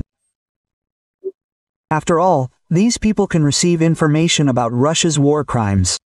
3 years after the restoration of historical territories with Russia, the Kiev regime does not abandon its attempts to influence the immature minds of newly minted Russians. What do you think is our propaganda, including in the media, coping with its task? Because it seems to me that we are not doing enough to convey our point of view, including to the historical regions of Russia. Even now, yes, after 2 years, well, then it was 2 years, and now it is the same, 3 years after the new territories joined the Russian territories. In many places, there are still Ukrainian dishes. They are popularly called Goronichi mountains. Well, they just have this kind of device, 3 heads, that's it, and they are called Goronichi. Thanks to these Goronichi, they are in villages, especially, yes, those near the front in general or in places where it is very difficult to get a signal, they receive a signal, that is, Ukrainian. And imagine that people there have been citizens of Russia for 2 years or 3, and they still receive Ukrainian television. Yes, naturally, they form such a gestalt of ideas about the world around them thanks to, that is, Ukraine. Imagine that they, the Ukrainians, will talk, right? You see? Surprising, right? Surprising. It is also surprising to me. Nothing works in these places. There is no cable television, even mobile communications barely work. The mobile operators there, the one that transmits the television signal, they can only receive information thanks to satellite antennas. That's all there is. Well, if there is electricity, of course, they came up with, there, I think, the People's Front or whatever this organization is called, the Front, yes, they came up with, such a free, a free solution to the problem. They come and quickly change all these dishes. They, thanks to these dishes, they broadcast, 20 TV channels. First of all, these are all the main federal channels, starting from the first one, ending with, NTV and, some entertainment channels. 20. Well, it's quite normal to receive Russian information, the Russian point of view. So, a girl was telling me literally a week ago that she walked around the center of Donetsk and, in many places she saw these Goronichi, yes, she said, I don't know, not in Rabishistan, but they are there. And it seems like from 26 onwards, repressive measures will begin. Quote, I think that this is right, yes, that's what whoever didn't exchange, that's what they cut everything off, yes, remove, because there really is a war going on now. So it is known that we can't give the enemy propaganda machine a chance, yes, to work on our territory, ours, so to speak, to liquefy our brains. I even talked to Pushailin's advisor Elena Nikodina. She told me that in many liberated places there is simply no electricity, that is, it is impossible to receive any signal there. And our point of view is transmitted with the help of newspapers that we bring them there, right? That is, we explain to them there, so to speak, the party's policy. We need to explain to the locals that you are not Ukraine there, yes, that you are Novorossiya, a historical Russian land, that you should have, yes, it's okay, you are the descendants of Ukrainians there, but you are Russified. Russian culture has long been your native culture. You speak Russian, yes, you are Orthodox there, of the Moscow Patriarchate in 1914-15. Motorola was driving around Donetsk, in a jeep there and at full blast. He was putting on Ocean Elzy there, Yana, I'll give up on the failure and so on and so forth. That's what he wasn't shy about, that's how he liked it and so on. But that was in 1914-15. Now, let's say, well, how would you start listening to something Ukrainian? It always raises questions there in the frontline zones. That means questions, probably, yes. Questions, yes. About what? So what? You don't sympathize with Ukraine. And if you sympathize, aren't you a spy, right? That is, they don't need these questions. And so I, talked to guys who had encountered such things. They weren't listening to music, but some programs were playing loud sounds.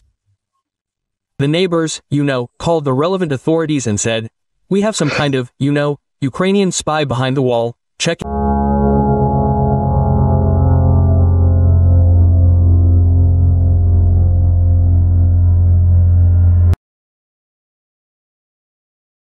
Russian political scientist Georgy Bove admitted that Russia will not be able to achieve its goals because there are no obvious changes on the battlefield, and no one will accept their terms at the negotiations. The result is impossible today. Well, why bother trying to put on some kind of, so to speak, serious expression and pretend that this result will be achieved any minute now?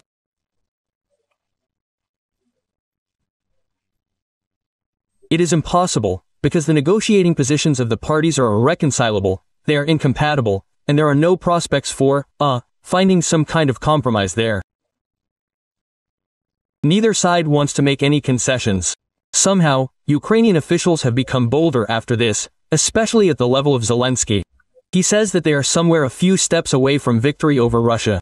This is the first point, and, in my opinion, the head of the terrorist organization of the SBU, Malyuk, a terrorist, an extremist, made a rather alarming statement. It is also important to talk about this. Where would we be without it? Because everything needs to be talked about everywhere. And there, a rather alarming, I will tell you again, quote, the SBU will beat the enemy where he considers himself unreachable. We are working to surprise him with new surprises, no less painful than the web itself. Quote, does this mean that they will try to pull something like this again, despite the fact that the states, obviously, told them that it is not good to do so?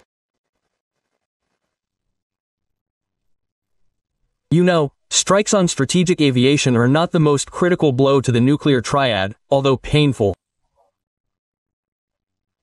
But another thing is that yes, you are right, the doctrine says that this deserves a response.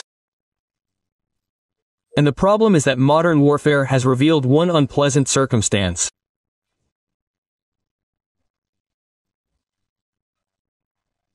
Our vast territory, which for many centuries was Russia's main strategic advantage, has become its main strategic disadvantage, because it cannot be covered entirely by air defense systems, as it turns out.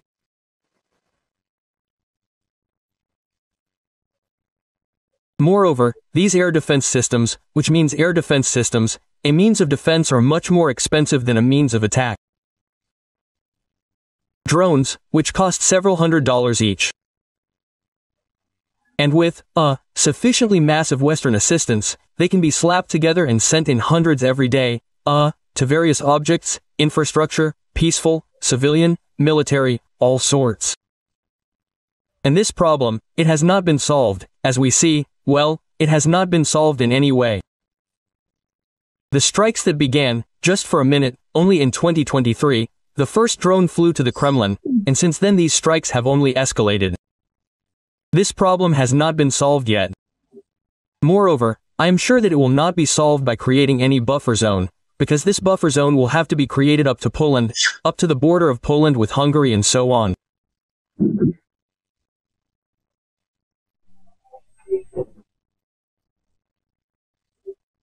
And that is why this confidence of the Ukrainian leadership that they have found a method of waging war that is cheap enough for them, but painful enough for us.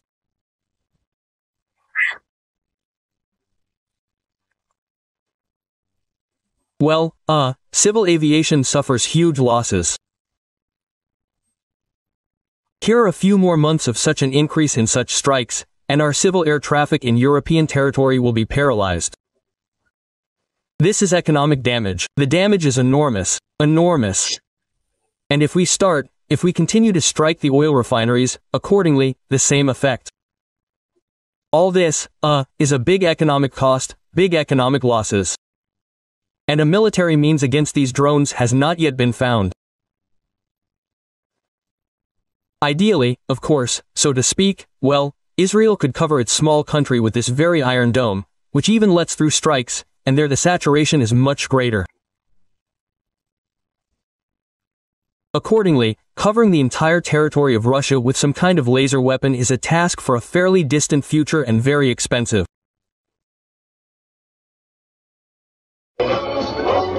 We don't even have any desire or thoughts about it, realizing that this day for a person can be the last. Russians do not abandon their own, they eat them. In a radio intercept of the GUR, the commander of one of the units of the reconnaissance battalion of the 68th Motorized Rifle Division of the Russian Armed Forces says that a Russian occupier with the call sign Foma was considered missing in action, but, as it turned out, he actually disappeared in the belly of another occupier with the call sign Brelok. So the keychain ate my mouth. No one ate anywhere. The keychain knocked him down, and then ate the reception for 2 weeks. Come on. On yourself, little Chelik. And the keychain really was there 200 to 1, when, well, yes, they say 200 was. But he ate his partner, so this is just him for reflection, I myself. As it turned out, later they found negatively alive, but well fed and the keychain itself. Together with Foma, he fought in the Kupiansk direction in the area of Zapadnoy and the village of Liman I as part of the 52nd Separate Reconnaissance Battalion. Glorify Russia in a single march.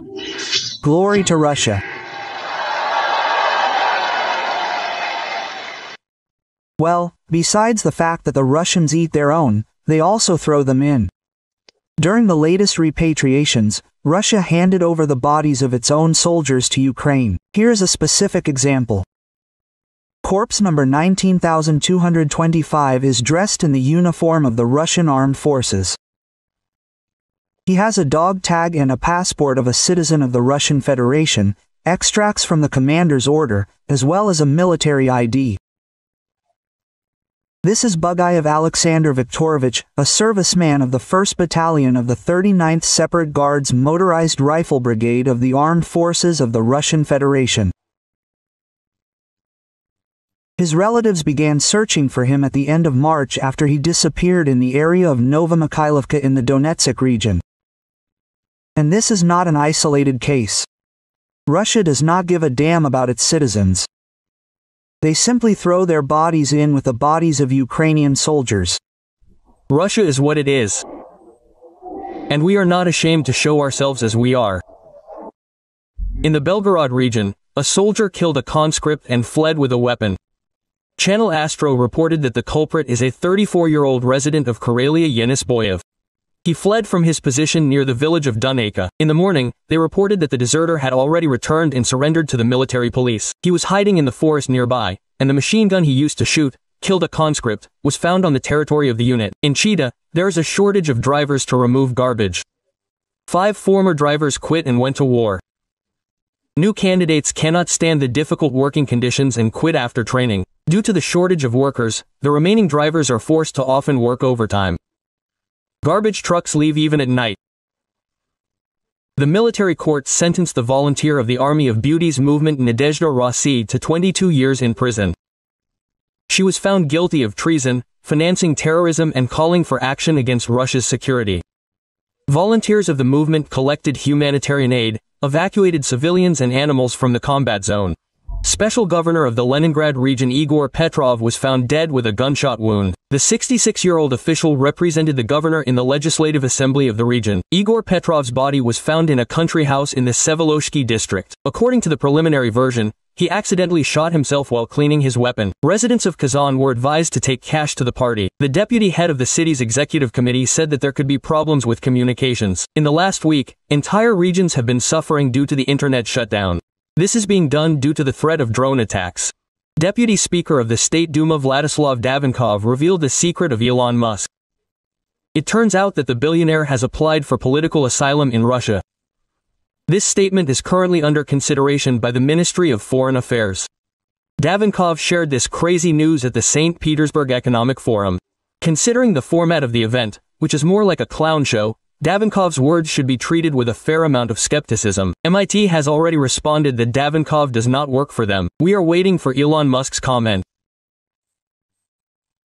A war criminal wanted by the International Criminal Court says that the destroyed residential areas are a military facility.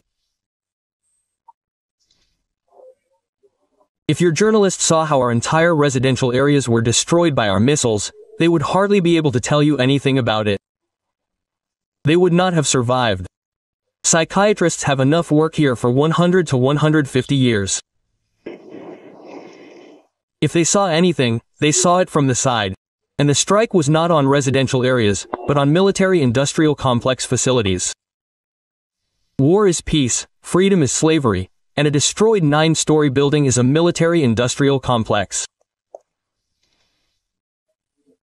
One of the goals of the special military operation is the demilitarization of Ukraine, that is, depriving it of the ability to have armed forces that threaten us. That is why Ukraine already has F-16 HIMARS, Petrovs, Bradleys, Leopards, Storm Shadow missiles, 3-7 howitzers and a bunch of other weapons. An updated looter mobile to take washing machines off the battlefield. That's the kind of device. They took the doors. Installed anti-drone protection. That is, the guys say they attack from the front and from behind. Well, there is a shooter in the back, so they said not to protect the back.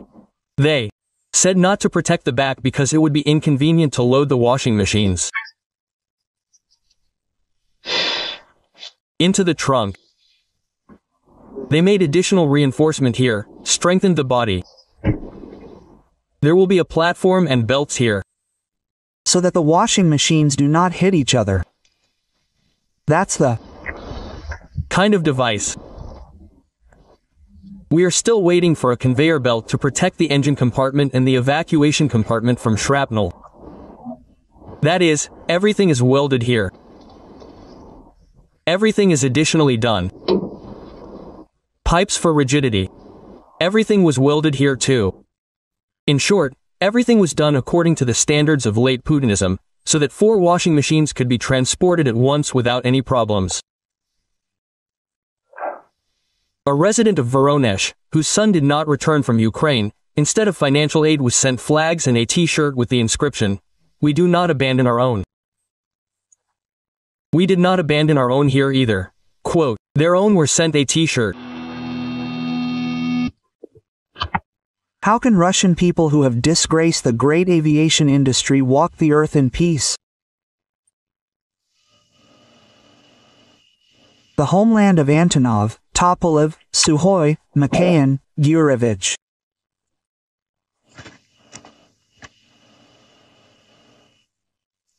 And now someone appears and says, well, billions here and there, billions there. They failed to annul the diplomas. You are not aircraft engineers, you are not designers, you are the shame of the people. You have disgraced the country. T-Patriots are already commenting in panic on what is happening with the Russian economy. Gherkin's comrade Maxim Kalashnikov said that Russia is heading for an economic collapse, which could cause a real revolution against the current government.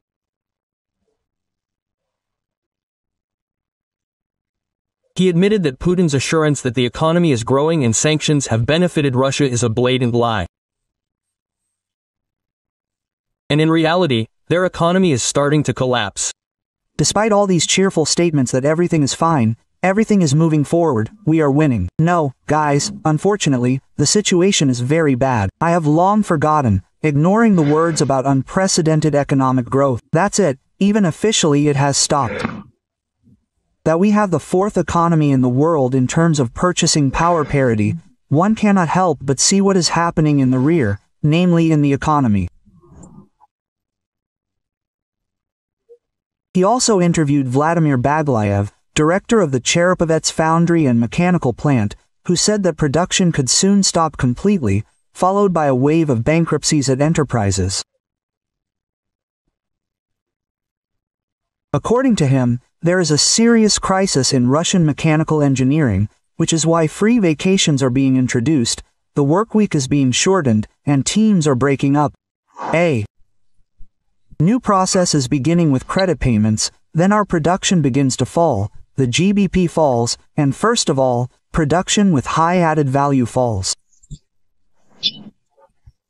As a rule, it starts with the fact that you do not have enough sales for your products and you start having problems with liquidity and cash flows. In this situation, the first thing you have to save on, there are no other options. This is a reduction in the level of wages for workers. You have been gathering them, preparing them, teaching them for 3 years. There were not enough turners, welders, plowmen. And now you are talking about a 4-day week, unpaid leave and everything else. For example, the largest plant, Rosamash, where tens of thousands of people work, was also on the verge of bankruptcy. Russia had all the resources to develop the country, many sources of income and successful enterprises. But instead of growth, they chose to ruin their country through a war of conquest against Ukraine, killing hundreds of thousands of Russians and destroying their own economy. And all this for the sake of the ruins of Ukrainian cities, which no one is going to restore. We, as a plant, were one of those who supplied products to both Roselmarsh and the Jurovsky plant. I have not supplied to either for more than 6 months. Those unpleasant things that happen at Roselmash. You see, here's one problem, in my opinion, due to the scale of this company, the trouble, that is happening there, it has become widely known to the whole country, but because they are big, because they cannot go unnoticed, but these are only funds from the very top. After all, everyone has the same situation. That is, they also have 12,000 people working there, who work at the main enterprises at Roselmash. In total in the country about 60,000 people in mechanical engineering and in production with high added value 60,000 people. So, their sales have stopped.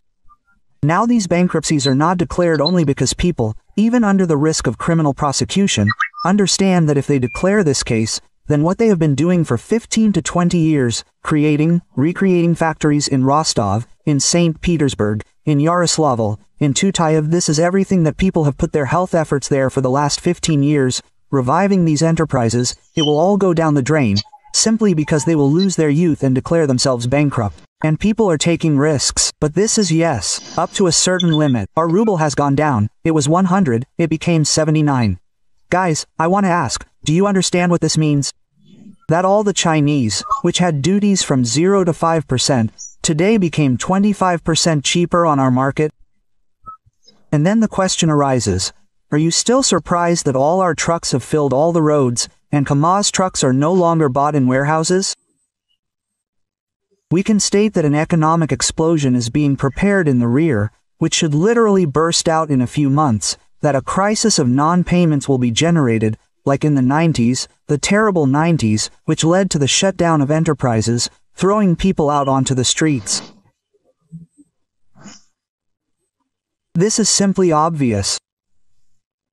So it is surprising that the central government lives in some kind of cocoon and does not understand, apparently, this problem. To be honest, what is happening now clearly depicts for me a continuation of Operation Spiderweb in our economic rear. We have already won with this SVO. Pensions are increased a little, and prices are immediately raised significantly. It is very difficult to live, very. In January to April 2025, sugar production in Russia fell by 32% year-on-year, sunflower oil by 15.5%. At the same time, overall food production began to decline for the first time since 2021. It is important that during this time, domestic entrepreneurs have learned to work under sanctions, adapted to them, thought out and launched alternative mechanisms for cooperation with foreign partners, with those who want to work with us. In addition, sanctions have become a kind of even additional catalyst for positive structural changes in our economy. Expensive loans, higher taxes, falling harvests and the lack of imported seeds have led to a sharp decline. Production of 3 basic food products in Russia.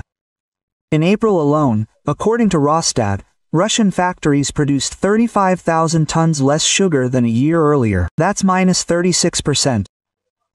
Vegetable oil was 108,000 tons less, down almost 16%. Sunflower oil production is declining because it is causing losses. It has become more profitable to sell the sunflower harvest for export in unprocessed form, since retail prices for oil do not cover the costs of producers, and retailers do not risk raising them due to pressure from the authorities. At the same time, at least 2 sunflower oil factories in Russia have already stopped production due to financial problems since the beginning of the year. Well, I'll kick their asses. Also, flour production has become unprofitable due to the high key rate. In February, the Union of Flour and Cereal Enterprises warned the Ministry of Agriculture about the threat of mass bankruptcies due to the growth of loan rates to 25% per annum and higher. 2 months later, in April, the Geinholding Group of companies, one of the largest flour and bread producers in the country, was on the verge of bankruptcy. Putin has acknowledged the potato shortage that has formed in Russia. Much more needs to be done. You probably know all this. Potatoes, vegetables, some sugar beets. We don't have enough of this. We need to ensure the stability of these processing industries, among other things. Russia is gripped by a potato crisis. According to the Federal Statistics Service, the price that Russians pay for it has jumped to a record high, increasing by almost 50% this year alone. Thus, potatoes have recorded the largest price increase among all monitored food products.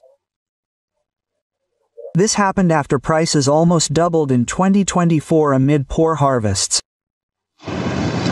Of course, you can buy potatoes in Belarus. They are big experts in potatoes there, but they have quite a lot of their own too.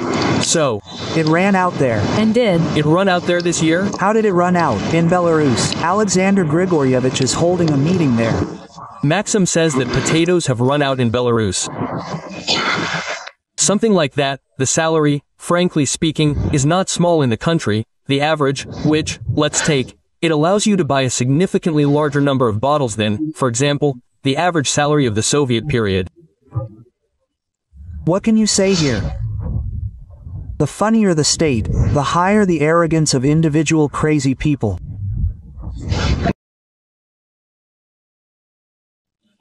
Growth is exhausted. How military mobilization and the raw materials crisis stopped the Russian economy. The Russian economy, which in 2023-24 demonstrated record growth rates of up to 4.5% per year.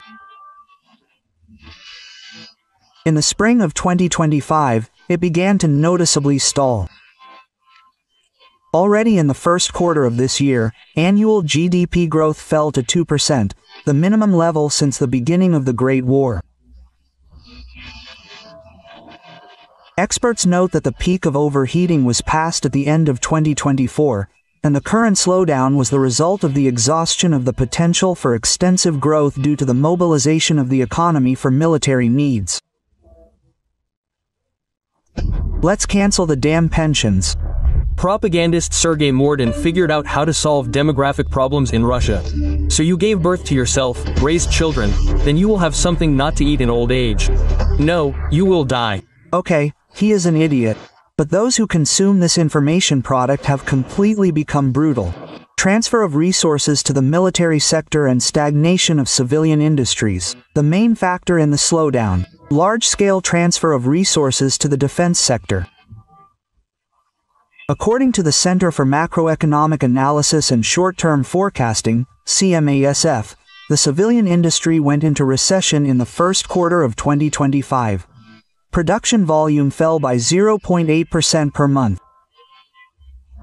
And in a number of industries, electrical equipment, mechanical engineering, building materials, the decline was even deeper. Financing the war requires constant investments in the military-industrial complex,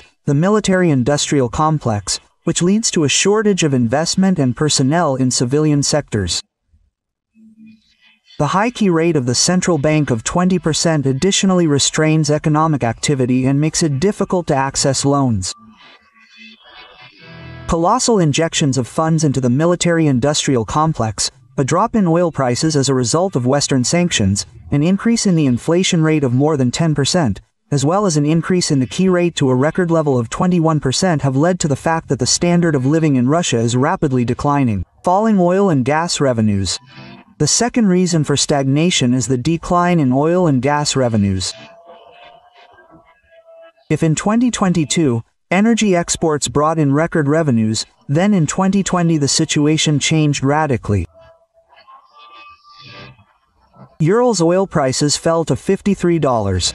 Now, due to the war in the Middle East, they have risen again to 68.5%.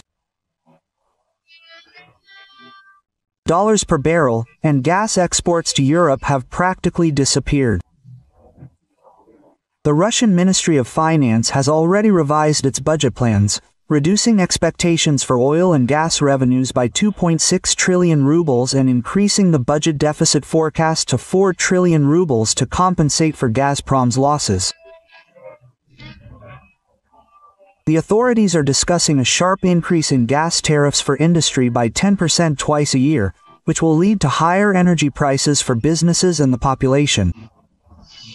People's incomes are working on their income. Well, yes, prices are rising, but salaries are not very good. Understandable. But the most important question, in fact, our country is boundless. Recently, even Trump himself, characterizing his conversation with Vladimirovich Putin, said that Russia is so limitless in its capabilities that he did not continue. We lack everything, as the financial bloc says. Social price for patching budget holes. The government increases the tax burden. Income tax growth to 25%. Progressive scale of personal income tax for high incomes, and also reduces real social spending. Inflation, although it slowed down to 7% in March, remains high, reducing real incomes of the population. At the same time, delinquency on loans is growing. In the first quarter of 2025, the volume of problem housing loans in Sberbank increased by 90%, reaching 285 billion rubles. You know, I read, it seems to me, the right idea about inflation. It was written there that if you do not buy, then the prices are normal. And everything is clear, right? Exhaustion of the growth model. Even Kremlin managers admit that the extensive growth model based on mobilization and raw materials exports has exhausted its potential.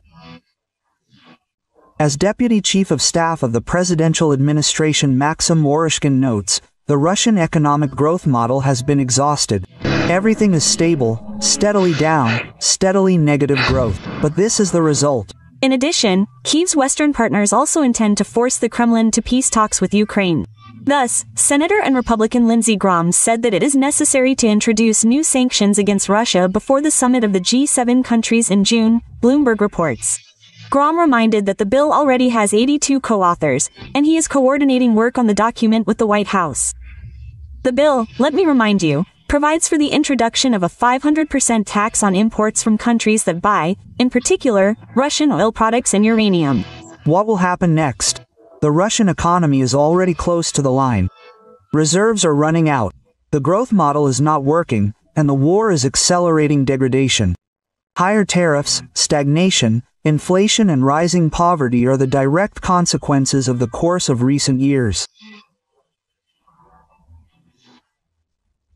If the situation does not change, then in the near future Russia may again face the need for mass imports of food and essential goods, like in the 90s, when Bush's famous legs appeared on the shelves. Help, the Russian economy works on the principle, Pa, will you drink less? No, children, you will push less. And in this sense, the Kremlin's priorities are connected with military production, connected with some kind of filling, social payments, which are certainly guaranteed to be made there.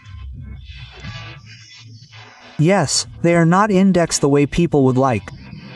Yes, they do not cover, they are becoming less due to inflation, but nevertheless they are paid. These will be the priorities. This means, as we have already said, fewer roads will be built, fewer bridges will be repaired, less dilapidated housing will be resettled, and the housing and utilities networks will remain in the form in which they are, in which we are accustomed to seeing them all.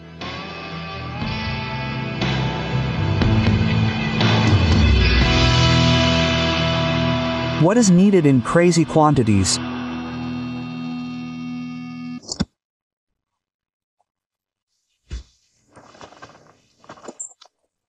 How do you imagine this? Well, really, how do you imagine this? Is this collective irresponsibility? Is this mutual responsibility? I really don't. I don't understand. How is this possible? The country is at war. We need light aircraft, and in large quantities. Aviation, which now needs to be equipped with modern weapons and solve the problem of intercepting all that unmanned crap with which they are trying to attack our regions.